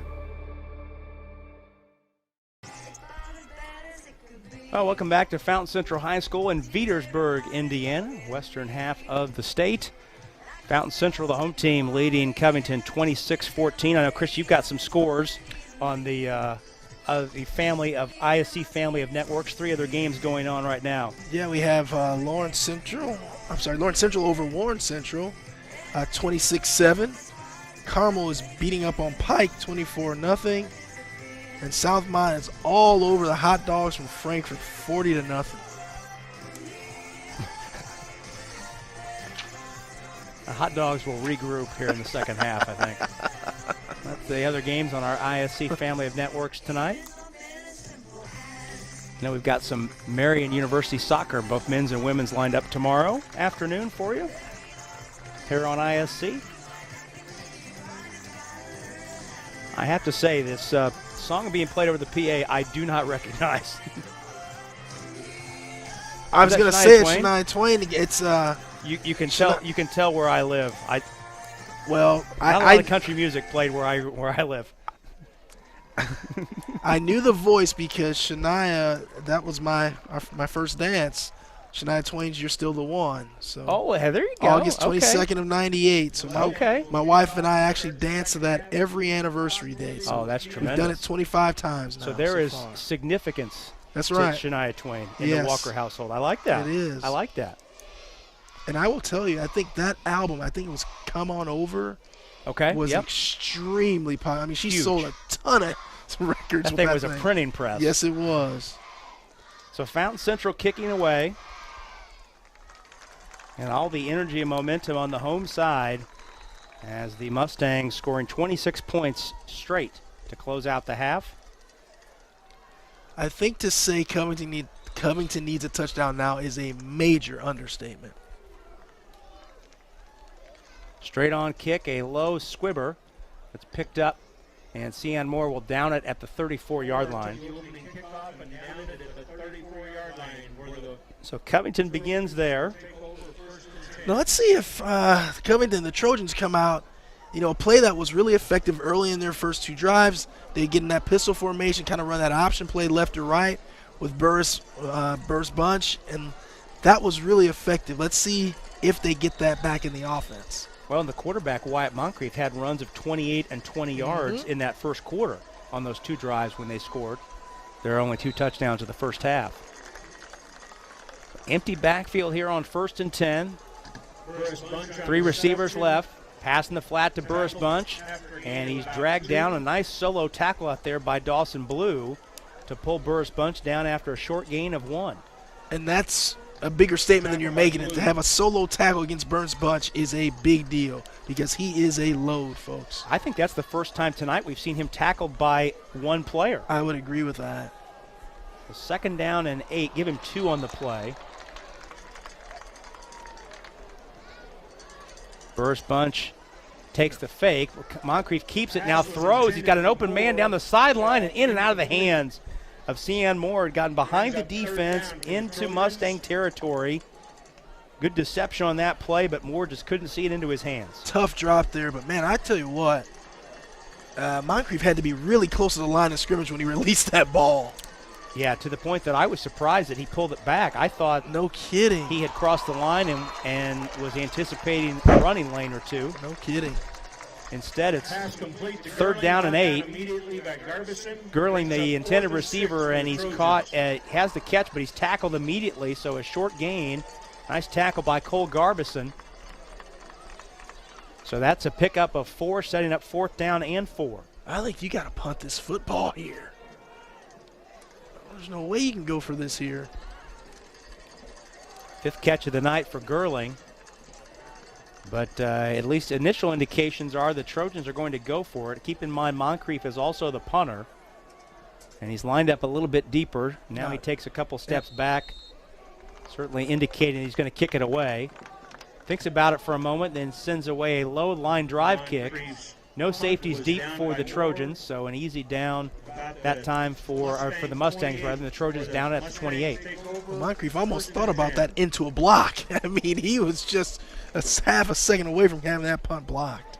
So that's a 33-yard punt by Moncrief, and the Mustangs take over 1st and 10 at their own 28-yard line. 10:35 to go here in the 3rd quarter. Owen Acton, a stellar first half, leading the Mustang offense. He's in that shotgun formation with Dawson Blue to his right.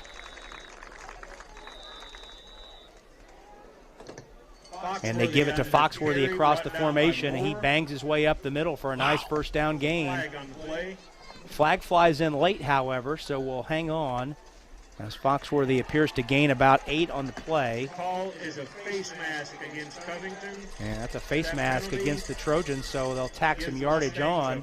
1st down at about the 41. Covington is just really destroying their chances of getting back in this football game. I mean, not only do you get a nice big-time 7-8 yard gain on 1st down, and you tack on the penalty yardage, and it's just, man, they have completely fallen apart since the first 2 drives of the game. So that's a 5-yard face mask variety. 9th penalty of the game. And give Foxworthy a gain of 5 on the play. Acton straight ahead, not a lot there, barging his way up the left hash for 1, maybe 2. 2nd down and let's call it 8. Gain of 2 for the quarterback, Acton. He had 14 carries for 59 yards in the first half, with 2 touchdown runs sprinkled into those 14 carries. Now these are the big plays for Fountain Central. When you're 2nd and long, let's see what you do here.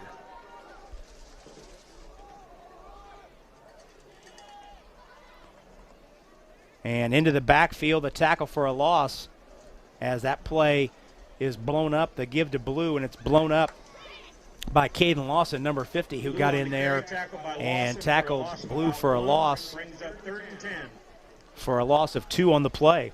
That's a big defensive play by Covington. Now you got to be sound again on 3rd down. You have to get yourself off the field right now. 3rd down and 10.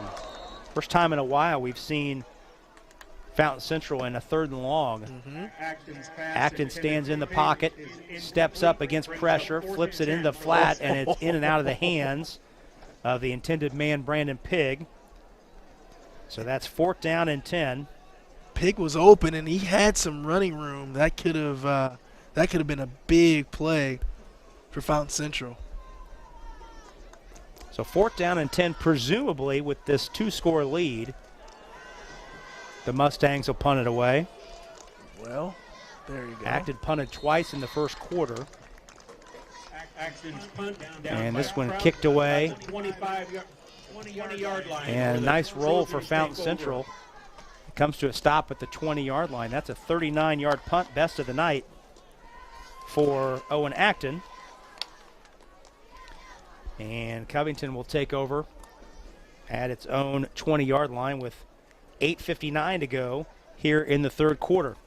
Well, great crew working with us tonight. Sean Walker's our director. Sam Wall handling the graphics.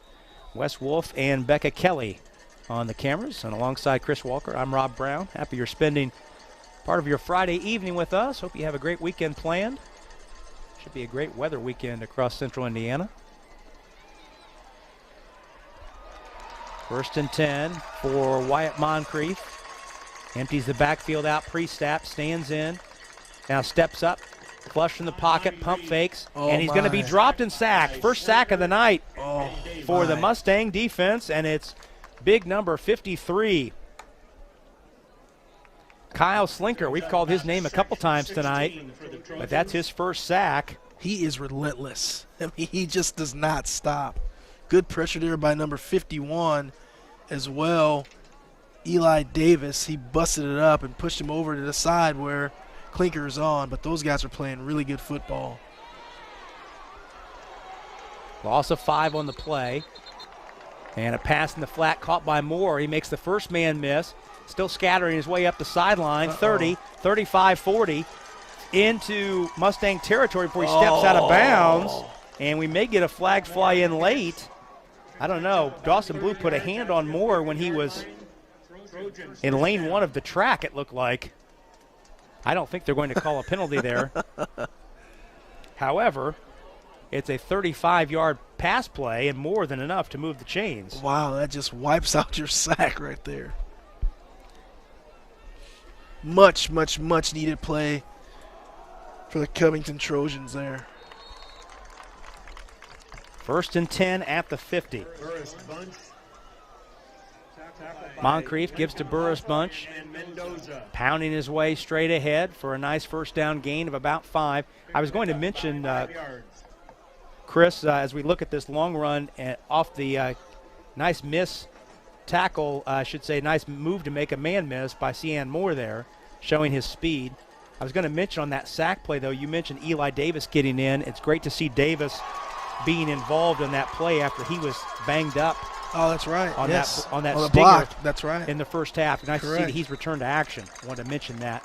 And an interception picked off. Picked off. That's Foxworthy, isn't it? That's Foxworthy. Oh, he fumbled the football, and the ball is loose at the 20-yard line.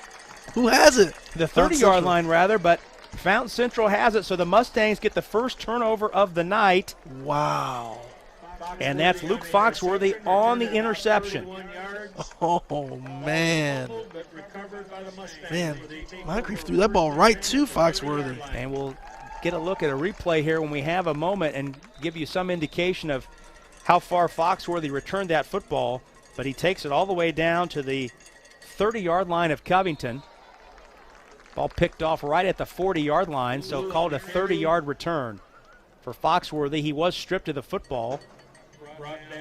And on the first down carry, give straight ahead to Dawson Blue, picks up 5, setting up 2nd down and 5. And Chris, now we're sitting on the possibility, if the Mustangs can punch it in again and now take a 3-score lead, Covington finds itself in some serious trouble here. It makes it real tough on the Covington Trojans if that happens. So you just kept wondering who was going to be the first team to get a takeaway, and it's the home team, Fountain Central. Acton is going to be tackled behind the line of scrimmage. The handoff play blown up there by Dane Gerling and number 26, Landon Lazelle. Yeah, that one was blown up big time there. Loss of 1 there. Third down and, or actually, excuse me, loss of 3. So 3rd down and 8. What do you go with here if you're Fountain Central? Ball's at the 28. Certainly 2-down territory. They don't kick field goals. Gotta think something with Foxworthy. Acton rolling, looking downfield. They'll tuck it in and keep it. Oh, my. And a nice move to get inside the 20 before he's tossed out of bounds, shy of the 15-yard line, but that's more than enough. He needed 8, and if they spotted him the 15, they did. He got 13, so more than enough for Owen Acton to move the chains. Wow. For the first down. Really impressed with this team, man. I mean, the resiliency they've shown in this game has been really impressive. They certainly, as you mentioned at halftime, they do not look like an 0-3 team. No.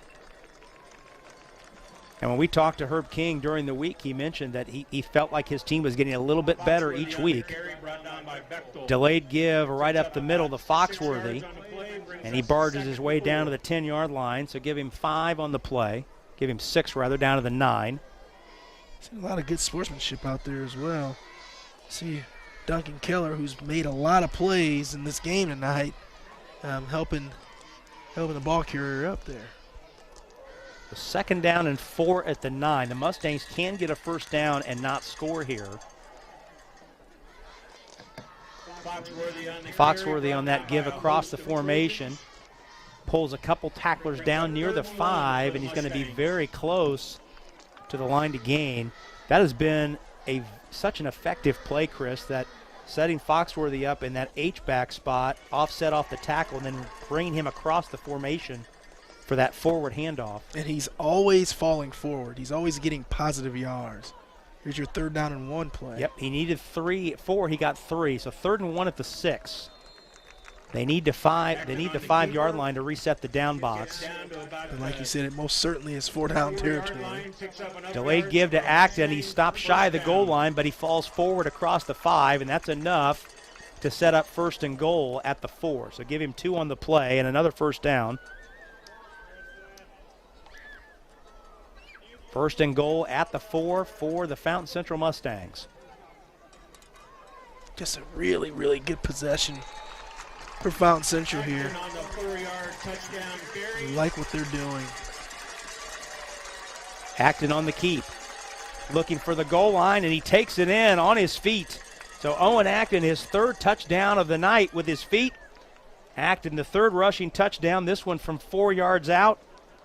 And Fountain Central has increased its lead to 18 points, 32-14, with 4:39 to go in the 3rd quarter. So we do have a player down. Did not see the Covington player. And that looks to be Caleb Nemix, number 77, who is down, being tended to by the athletic training staffs of both teams. Can't tell what it is, what body part. Well, there was the play ran right between the tackles. That was a 30-yard scoring drive by the Mustangs that took 3 minutes, 49 seconds. So going back to the end of the 1st quarter, Covington has scored on 5 of its last 6 possessions.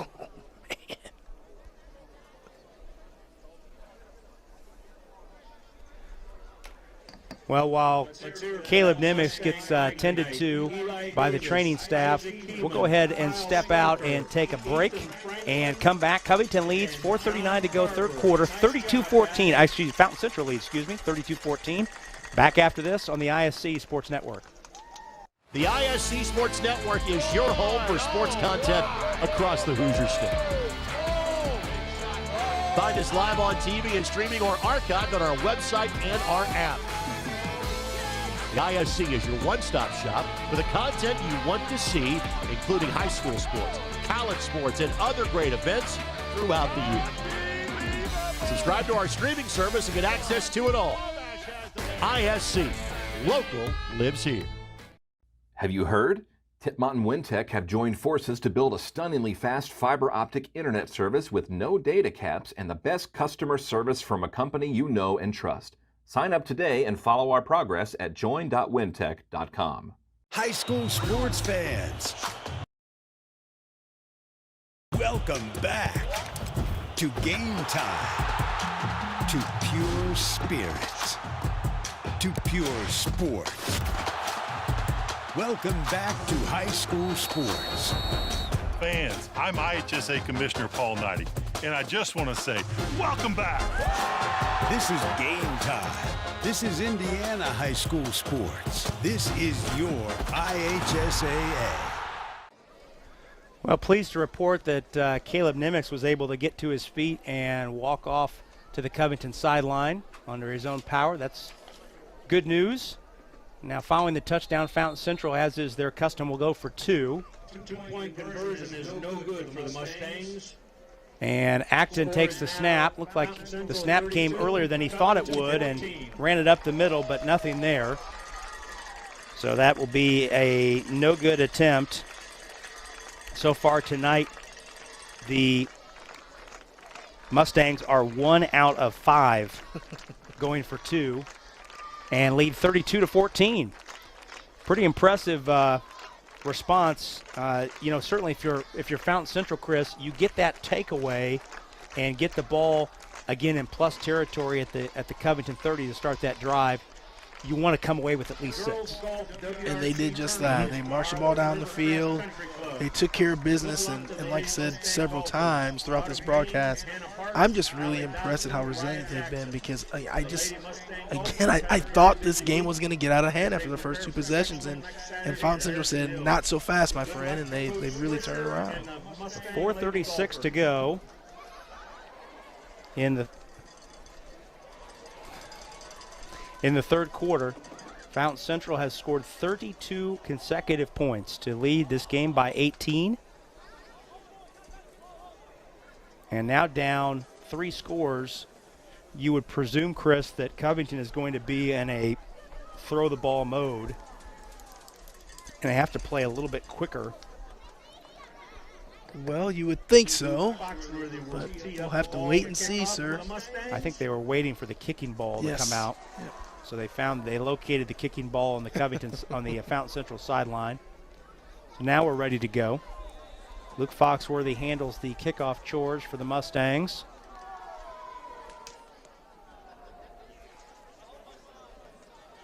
And he marches this one off. He's ready to go. Straight ahead, a low skipping kick that's picked up shy of the 20-yard line, angling toward the near sideline, breaking a tackle. That's Andrew Bechtold, able to get it out across the 30, just shy of the 35. And it looks like the 33-yard line is where Covington will begin, call it the 34, where Covington will begin what is the Trojans' 3rd possession of the third quarter. So after scoring on its first 2 drives, Covington's possessions have gone punt, punt, turnover on downs, halftime, punt, interception. I tell you, just the body language of the Covington team right now just does not look good. So 1st and 10.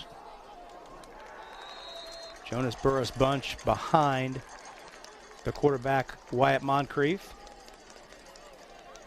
Moncrief stands in the pocket, quick throw, and he underthrows his intended receiver in the slot. That's Cian Moore.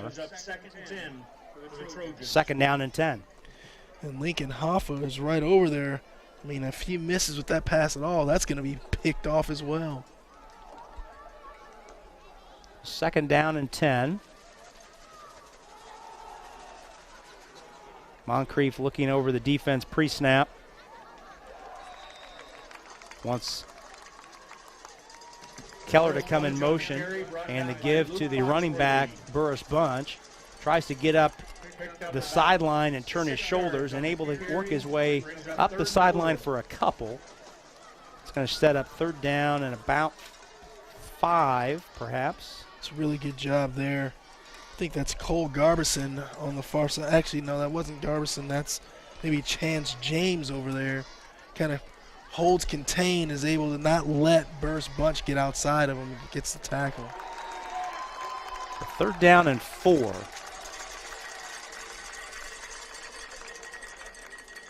Moncrief setting up the option. Now he spins away, and he's tackled in the backfield for a sack. 2nd sack in the quarter for the Fountain Central defense. And I'm not sure, Chris, if there was miscommunication there, or it looked like he was looking for a pitch option there that wasn't there. Let's take a look on this replay, and no, they just closed it off the option. They did. That's just good defense. And another sack, that one from Eli Davis. I've never been a fan of the option placed at the short side of the field because of that reason. It kind of shortens everything you can do there. Punt away on 4th down. Whoa. And the Mustangs will let it roll, and it's a very favorable Covington roll. Comes to a stop inside the 25-yard line. See if Fountain Central can just wind this clock down, the rest of this clock down in the third quarter with this possession here. It's a 34-yard punt. Actually, a 44-yard punt, excuse me, on the nice roll. So 3:07 to go in the third quarter. And Fountain Central will take over at its own 23-yard line.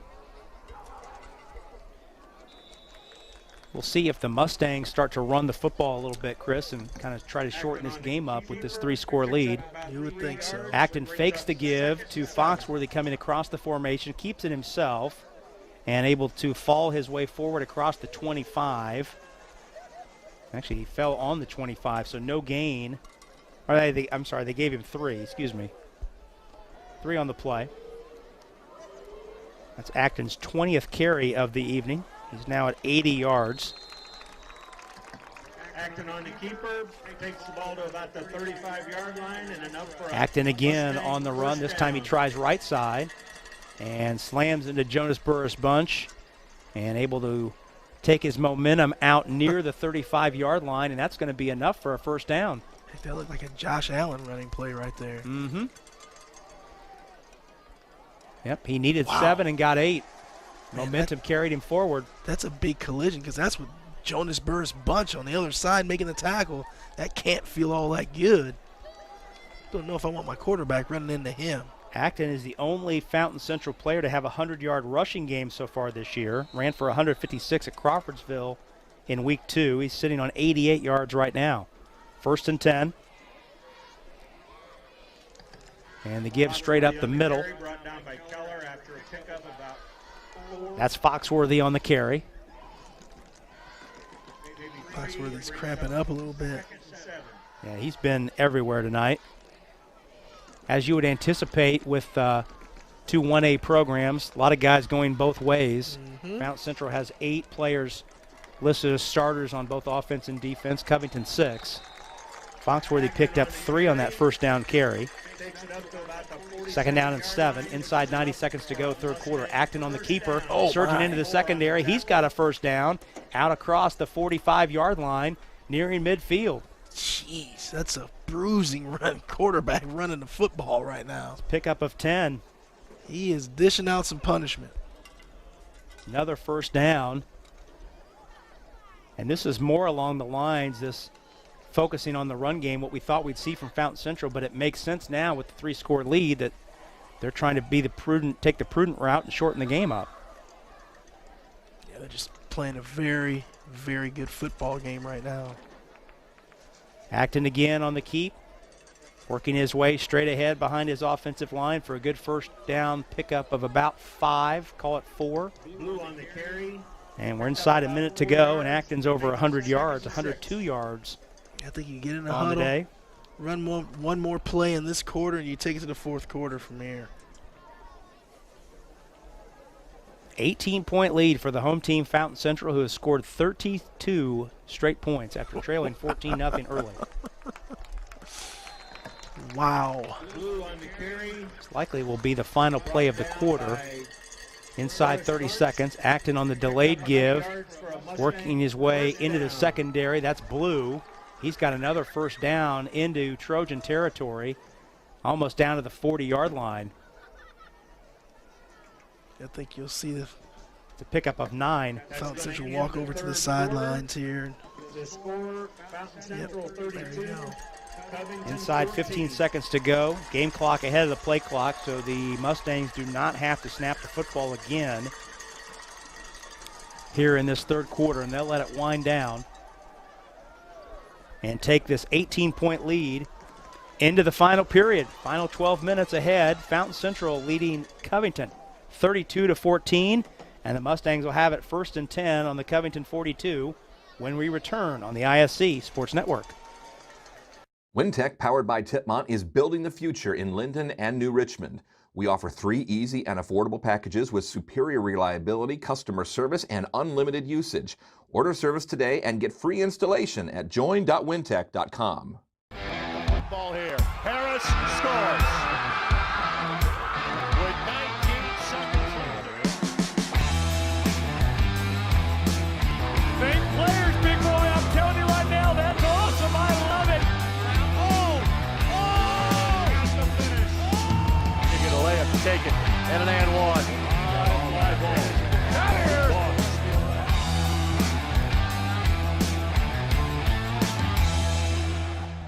Finding affordable quality reproductive health care isn't always easy.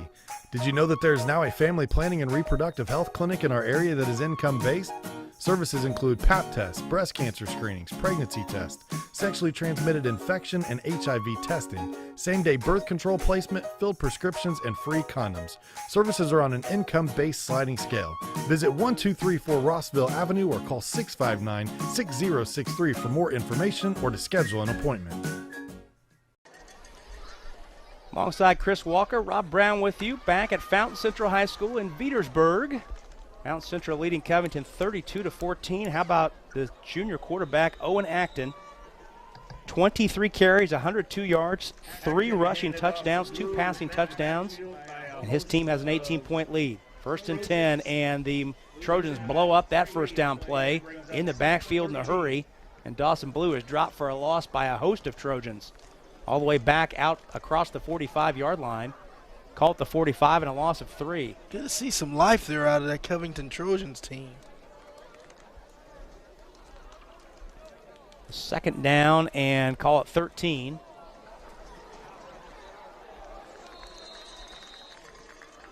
I still wouldn't change anything if I'm Fountain Central. I'd still keep this ball on the ground and just keep pounding it. There's your Acton play. on the keep. Yep, that's around why. right end. Gets the lost yardage back plus some, setting up 3rd down and manageable as he's tossed to the ground by Jonas Burris Bunch. 3rd and 5. Fountain Central has attempted just 1 pass in the second half. Wow.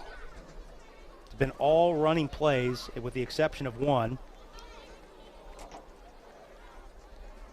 But when you've been so effective running the ball, why even waste time passing? 18 running plays and 1 pass play in this second half for the Mustangs. Which is kind of what we expected. That's right. Anyway. Yep. Came in with an 81 to 19% ratio. That's right. Acton keeping on 3rd and 5. He's got the 1st down. He's inside the 30-yard lines. He slides to a stop.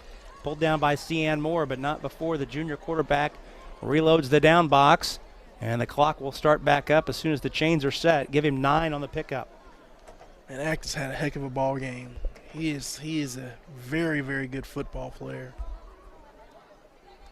Jogs to the sideline to get the play call. That's old school right there. Yes, it is. Quarterback jogs, gets the play call, jogs back to the huddle. Of course, Fountain Central in no hurry with this 18-point lead. Acton on the keeper, down to Covington crowds the line, as you would anticipate, but Acton working near sideline, undercut at the 25, knocked out of bounds by Nevin Goodwin, number 18 on the stop. It's only a mistake Acton's made all night is running out of bounds right there. Good point, yeah. Yeah, if you're Fountain Central, you want him to stay in. Yeah. Great point. Pickup of 3. 2nd down and 7. Ball spotted at the 25-yard line of Covington. Acton on the carry, brought down Acton by again, Gurley. straight ahead, and he gets leveled in the hole. Dane Gerling was there to meet him. Still able to fall forward for a couple. I think he picked up more than a couple. I mean, this kid is hard to bring down. I mean, like you said, he was stuck right at the line of scrimmage, and he found a way to spin off of that and then just, pick up some more positive yards. Give him 4 officially on the play. 3rd down and 3. Yeah, that hole was gone in a second. Yes.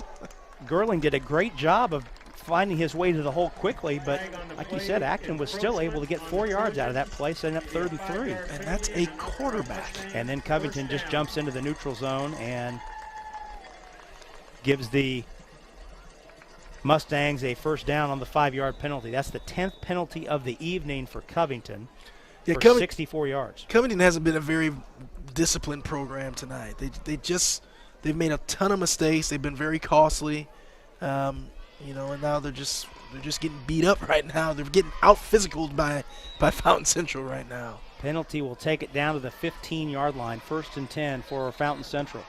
Blue on the carry. Give to Blue, stutter stepping, and then pushed away and back by a host of white shirts. A flag flies in very late, almost after Blue was tackled. We'll see what that is all about. Blue picked up, it looked like about 3. The clock is still running. Personal foul against the Trojans. That probably shouldn't be the case. Probably not. Personal foul on Covington. The clock is still running. Yeah, I'm not sure why the clock is running. So it's a 3-yard run by Blue. It never stopped. And then an additional penalty. So it ends up being about a 4-yard penalty.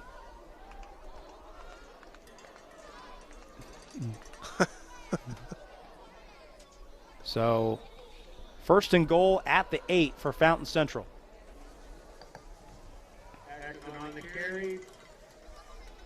Acton on the carry, tries the right side before it evaporates after a gain of a couple. Cian Moore, who's everywhere tonight, coming up from his safety spot, makes a stop along with Andrew Bechtold. Gain of 3 on the play, call it 2 rather, for Acton. Acton with 28 carries, 128 yards. He's carried the load. We expected that. He was their leading rusher in terms of carries coming into tonight. Gonna have to get that young man an ice bath here after this game. Yeah, he's going to be in the Epsom salts tonight, I think. Second and goal from the 6. Delayed give to Blue, and I don't know that they got the play off. Nope, movement, pre-snap. So either way, the Mustangs back up 5 yards. That's just the 4th penalty of the night for Fountain Central. 4 penalties, 27 yards. Contrast that with 11 penalties for 68 for Covington. And, you know, all penalties aren't created equal either, right? Fountain Central's hadn't been really costly for them. You know, obviously it helps when you're up by 3 scores, but they just really haven't shot themselves in the foot when they needed to. Second and goal from the 11. Acton on the keeper. Acton, stutter stepping, still on his feet, seeking the goal line before he's chopped down at the 2, but good run off right in by the quarterback, Owen Acton. Sets up 3rd and goal from it looks like about the 2-yard line. Taking 4 minutes off this clock in the 4th we'll call quarter. it to 3, give him 8. You see Burris Bunch was in the backfield really quickly on this play, but just overran the play. Acton is just dishing out punishment. Yeah, this drive started with 3 minutes and 7 seconds to go in the 3rd quarter. Wow. So they've had the ball for almost 7 minutes on this drive. Now they're facing 3rd and goal from the 3, and Acton is chopped down in the backfield.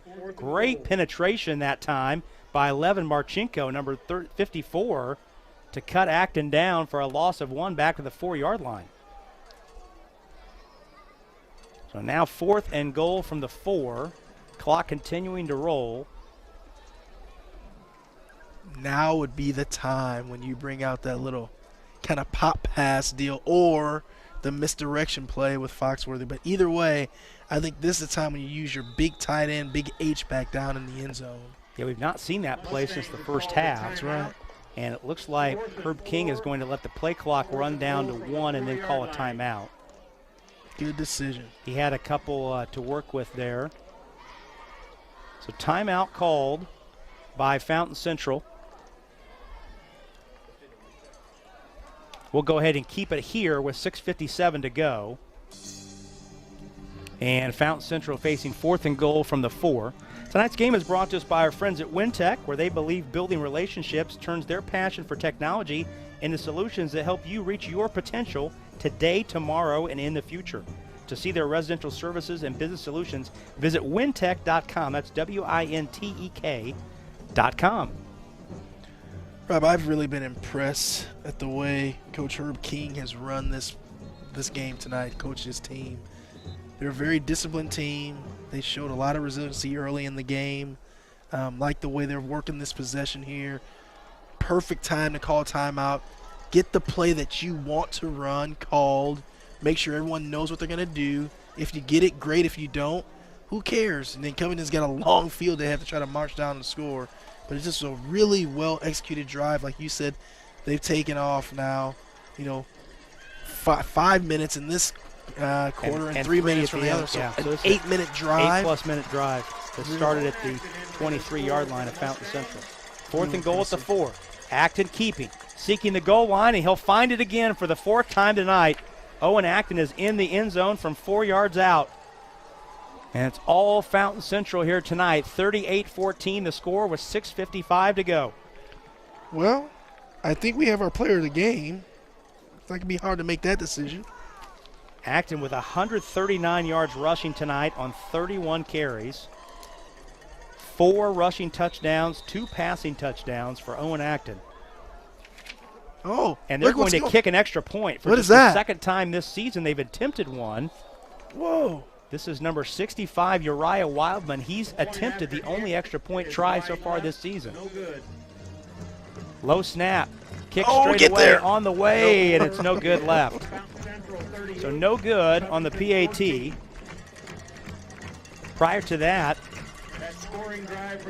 the Mustangs had gone for 2 on the previous 5 touchdowns and converted 1 of the 5. So the PAT attempt is no good.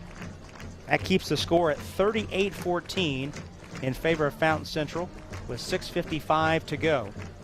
What a drive by Fountain Central. I'm hoping Jeff Brom is watching that drive there from Purdue. We put a couple of those drives together in the first week against Penn State. We've been in the win column. Well, officially, it's an 8-minute and 12-second drive that covered 77 yards and ended with Owen Acton's 4th rushing touchdown of the night. Wow. Good stuff there. Good stuff. Really been impressed. Really been impressed by Owen Acton. And listen, let me stop and give credit to Owen Acton's offensive line. If he's running the ball this effectively, that means his guys up front are doing a heck of a job. So, football is the greatest team sport out there. And, quarterbacks get a lot of the credit. They get a ton of credit. They're out in front of everything. But if the guys up front aren't doing their job, there's no quarterback, right? Yep, the quarterbacks aren't very good. And I think Justin Fields for the Bears is going to find that out this year real quick.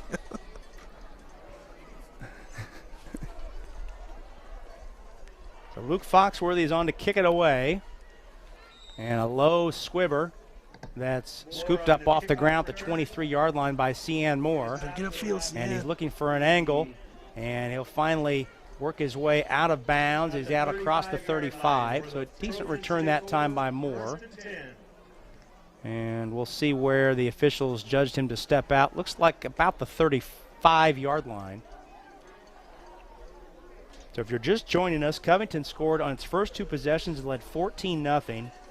And Fountain Central has scored 38 unanswered points. That's really hard to do. That is really hard to do.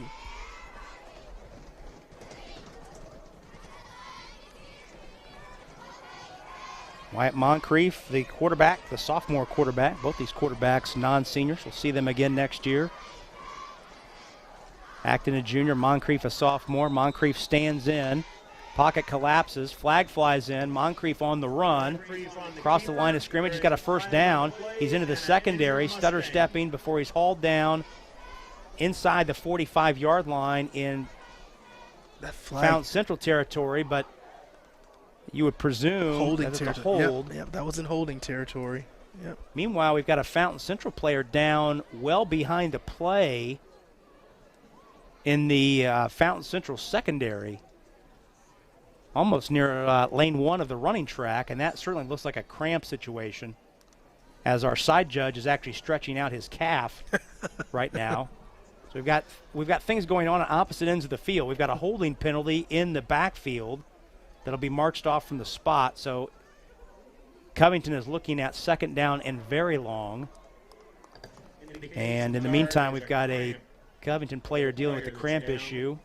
And you see head coach Herb King making his way over there to talk to his player. As you said, Chris, Herb King has got to be ecstatic with how his guys have responded. No question.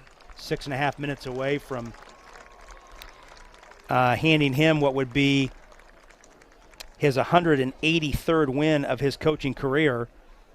But for these guys, it's their first. Be his 190th, excuse me, but it'd be the first at Fountain Central. So for these guys, it's an important win. Yeah, they have looked, again, I don't know how they're 0-3. They've looked like a really well-oiled machine here tonight.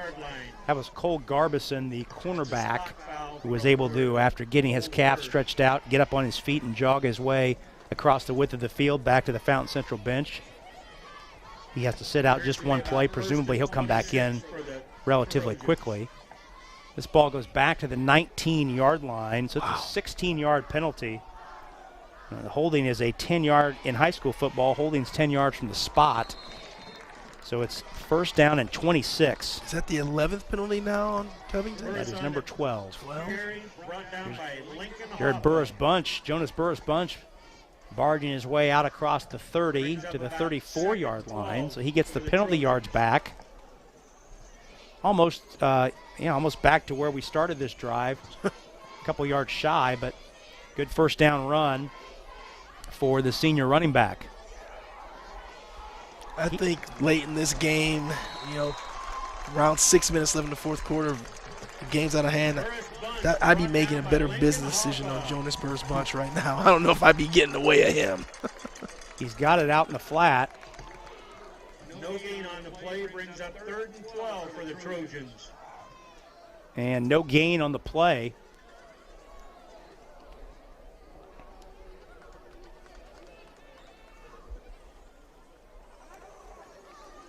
Great tackling there by Fountain Central. So Burris-Bunch has accounted for 148 yards of offense, but only 16 of those have come in the second half. They've largely bottled him up. Wow. 3rd down and 12. Moncrief stands in the pocket, now steps up, trying to scoot his way out right and buy himself some more time. Looking downfield, fires, and it is caught in traffic. Broken up by Garbison. Was it caught? Yes. No. Broken up. It's an incomplete pass. Incomplete pass. And it's broken up in there by Chance James, number 8. I thought for a second that Duncan Keller may have brought that down in traffic. Man, Kyle Slinker, again, he is just making the life of Moncrief a misery back there. He is doing everything he can to get in that backfield, and he's been in the backfield all night. Moncrief is back, and he will indeed punt it away with 5 minutes to go.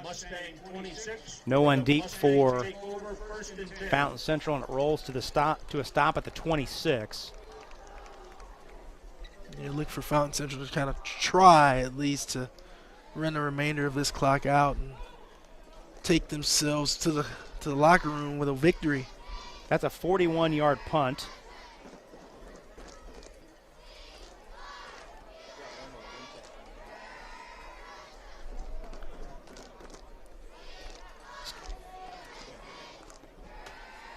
But tonight's game brought to us by our friends at Wintek, powered by Tipmont. They believe building relationships turns their passion for technology into solutions that help you reach your potential today, tomorrow, and in the future. To see their residential services and business solutions, visit wintek.com. That's WINTEK.com. 4:54 to go. 1st and 10 at the 26 of Fountain Central.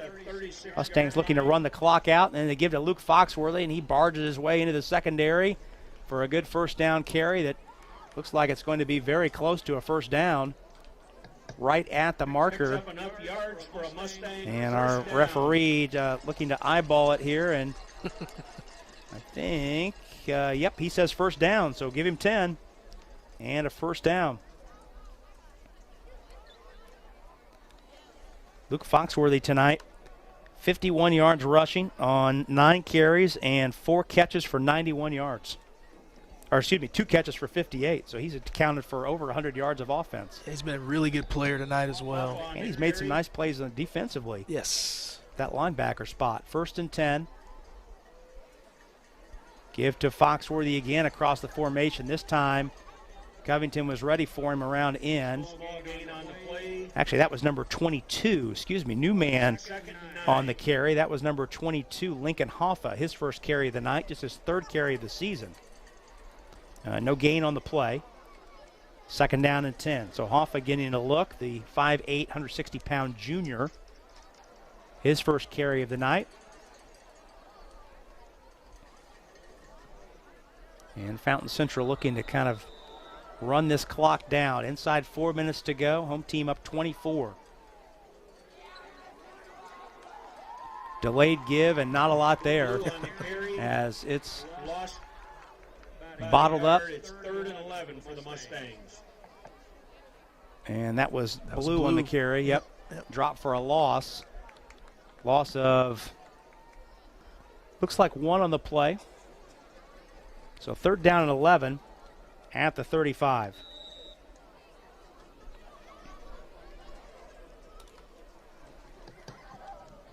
Acton looks over the defense, who crowds the line, anticipating a run. Bring up 3rd and 16.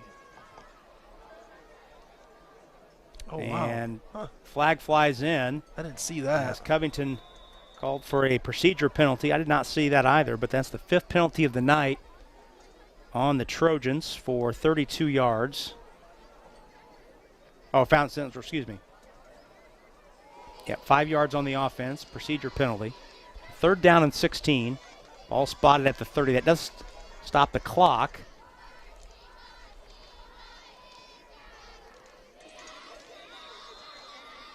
Tell you what, you really do have to be well conditioned in these smaller schools because there's so many guys that play both ways. And when you start getting linemen playing both ways, that makes it really tough.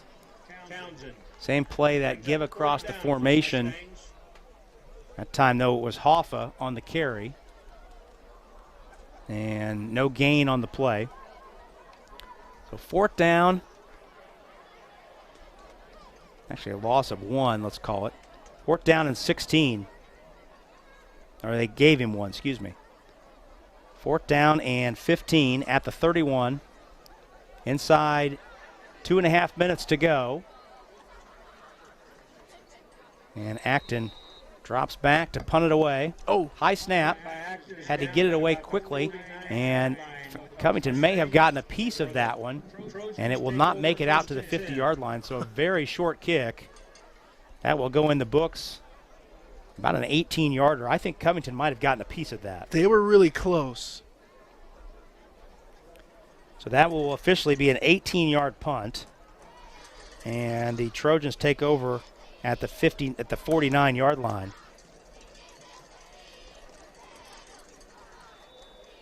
.2:15 left.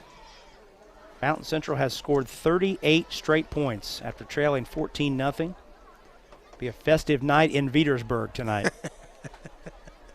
Celebrating the Mustangs' first win of the season. It's a conference win to boot against a county rival. Doesn't get much better than that. And Covington, we mentioned at the top, Chris, Covington had won 4 straight in this annual series. That goes back to 1965.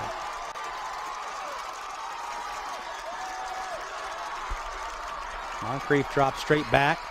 Big throw down the left sideline, and it is picked off. Oh, wow. Picked off inside the 40-yard line by Owen Acton. He's got room down the sideline, and he's got a couple men to beat. He stiff arms one man and dragged down at the 10-yard line. So what hasn't Owen Acton done tonight? Not only did he stiff arm someone, at the end of the play there, instead of trying to run out of bounds, he put a shoulder down and tried to run someone over. He was looking for the end zone. Second interception of the night for Fountain Central. Second takeaway. Let's take a look at this again. Moncrief was going for it all down the left side, and he had more, and Acton just read the play and stepped in front, almost fumbled it out of bounds, recovered it, stayed in bounds. Down the sideline, he stayed in the whole way. He never stepped out. Got himself down inside the 15. Now our officials, though, are... I wonder, are they going to call something? I don't know where they're standing, but kind of at the end of the play there, I think seeing Moore was kind of holding on to the ball like he's trying to strip it. Mm-hmm. Yeah, he came up with the football, almost like a jump ball in basketball. Yeah. He and Acton were a block in the back on Fountain Central, and a personal foul, unsportsmanlike on Covington. Yep. So the block in the back occurred during the run back. Correct. The unsportsmanlike is after. I wonder if that's unsportsmanlike. Was after that? the play concluded. Yeah. Yep. Yeah. So now the only question is, where will they put the football down? I don't think there's any disputing it's Fountain Central's football. Right. With 2 minutes even to go. The only debate is where will they put it. Penalties will offset in terms of yardage. Well, actually, the net will be, it'll be a net 5-yard penalty against Covington. And I tell you what, man, Coach King is over there still really coaching up his team right now. So the ball placed at the 48-yard line in plus territory for the Mustangs. All that's left to do is run out the final 2 minutes here. And this one will be in the books.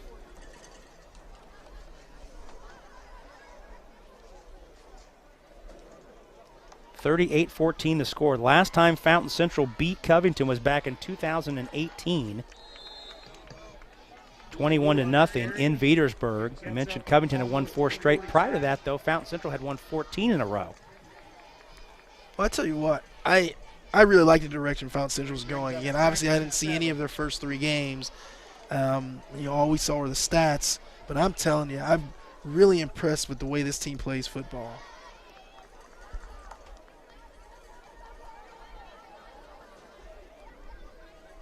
So a couple new faces in the game. Andrew Woodrow, number 4, carried the football in that first down carry. Nolan Acton, who's the backup quarterback, the freshman brother of Owen Acton, is now in at quarterback for the Mustangs for this final 2 minutes. Give again. This is number 21, J.D. Allen on the carry. Tell you what, Rob, another freshman. If Nolan is anything like his older brother, they're going to be in good hands for the next several years. That was a pickup of, call it 1. No gain on that play, I should say. See number 53, Kyle Slinker, run off the field. That young man played his butt off this evening. So inside a minute to go, and depending upon when they decide to snap the football in this play, they may not have to run another one. Herb King is telling his team to wait till the last possible second to snap this football. And the give again to Allen. Works his way into the secondary. He's got a first down. Wow. Tackled at the 35-yard line. And a pickup of 10, and that should be the final play of the game. Herb King is waving his team over to the sideline. What a game. Game clock is ahead of the play clock.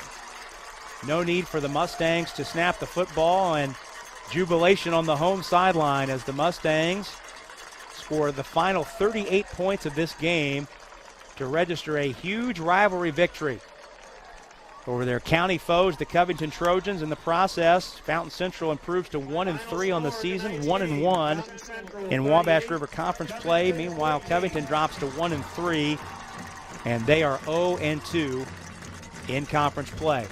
Our final again tonight from Veedersburg, Fountain Central High School. The home team, Fountain Central Mustangs, defeat the Covington Trojans 38-14. Stay tuned. We'll step out for a couple moments. When we come back, we'll have our post-game show. We'll hand out our player of the game. We'll give you a couple numbers as well, and we'll wrap this one up tonight after this pause on the ISC Sports Network. The ISC Sports Network is your home for sports content across the Hoosier State. Find us live on TV and streaming or archived on our website and our app. The ISC is your one-stop shop for the content you want to see, including high school sports, college sports, and other great events throughout the year. Subscribe to our streaming service and get access to it all. ISC, local lives here.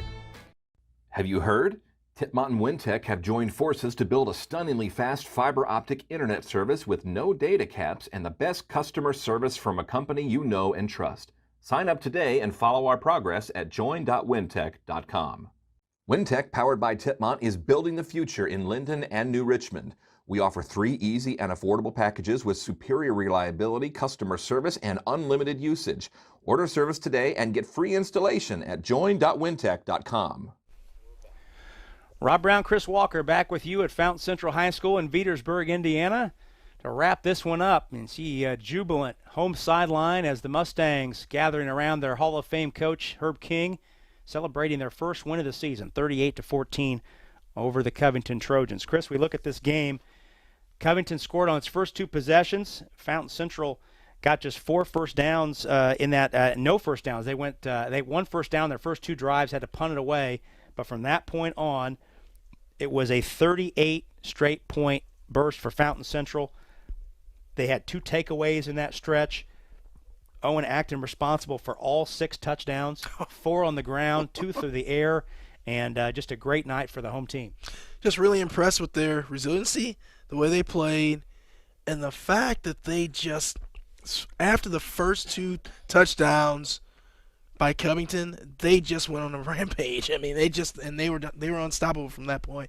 Really well done by Fountain Central. And the junior quarterback, he is tonight's player of the game, Owen Acton of Fountain Central. He came in with 125 yards passing through 3 games cumulative. Tonight he had 149. He was 6 out of 11, 2 touchdown passes. Those both came in the second quarter. One a short pass, one a screen pass that Dawson Blue took the rest of the way. Dawson Blue, for 69 yards. And then Acton had a rushing touchdown in the first quarter, one in the second quarter, one in the third quarter, and one in the fourth quarter. And then he tacked on an interception in the final 3 minutes to ice the game, just for fun. A long run back that was brought back due to a block in the back, but you can't say enough about what this junior Owen Acton did to lift his team to the first win of the season. He's been one of the best players I've seen so far in the first 4 weeks of high school football. He was really impressive tonight. And our play of the game tonight, we talked a lot about Luke Foxworthy, the senior H-back / linebacker. Fountain Central went for 2 5 times. The only one they converted was on this spectacular fingertip catch by Luke Foxworthy. That was after the first touchdown of the night that got Fountain Central going. Little did we know at the time those would be points 7 and 8 of a 38-point run to close the game for the Mustangs. Yeah, you see that play by Foxworthy, just tremendous concentration there by staying with that ball was deflected. He stayed with it, he got under that ball and then kind of rolled over to make sure he retained possession. Just outstanding football player. So that'll about do it here from Fountain Central High School again. And we see Herb King talking to his junior quarterback, Owen Acton, posing for a picture that no doubt will end up on social media. The Hall of Fame coach getting his first win at Fountain Central in his first season. Fountain Central improves to 1-3. Covington drops to 1-3 in this Wabash River Conference game. And Owen Acton speaking to his teammates as they bring it in for one last breakdown to celebrate this win this evening. Chris, very impressive from Fountain Central, and certainly these are 2 teams still looking to kind of find some things. We're not even quite to the halfway mark of this 9-game regular season, and these are certainly 2 teams to keep an eye on. And in the same 1A sectional, it's quite possible there may be a rematch coming between these 2 programs in October. Yeah, well, if you're Fountain Central, you're feeling really good about this. You go into tomorrow's practice and the next week's practice week, and you're feeling really good about what you accomplished. You really cleaned things up, and you played a really good football game. If you're Covington, you got to regroup. You got to figure out how to sustain drives, how to play cleaner football so you give yourself a chance to win. Many thanks to our great crew tonight. Sean Walker is our director, Sam Wall handling our graphics, Wes Wolf and Becca Kelly were our camera operators tonight here in Veedersburg. Again, our final, the home team, Fountain Central, defeats Covington by the score of 38-14. For my partner, Chris Walker, I'm Rob Brown. Thank you so much for spending part of your Friday night with us. Until we talk to you next time, it's been Rob Brown on behalf of our entire ISC Sports Network crew saying so long, everybody.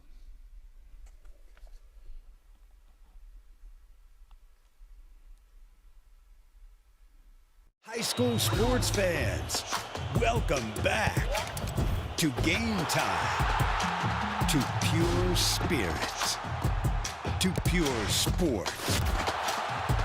Welcome back to high school sports. Fans, I'm IHSAA Commissioner Paul Knighty, and I just want to say, welcome back. This is Game Time.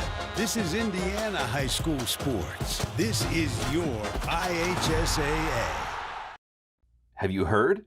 Tipmont and Wintek have joined forces to build a stunningly fast fiber optic internet service with no data caps and the best customer service from a company you know and trust. Sign up today and follow our progress at join.wintek.com.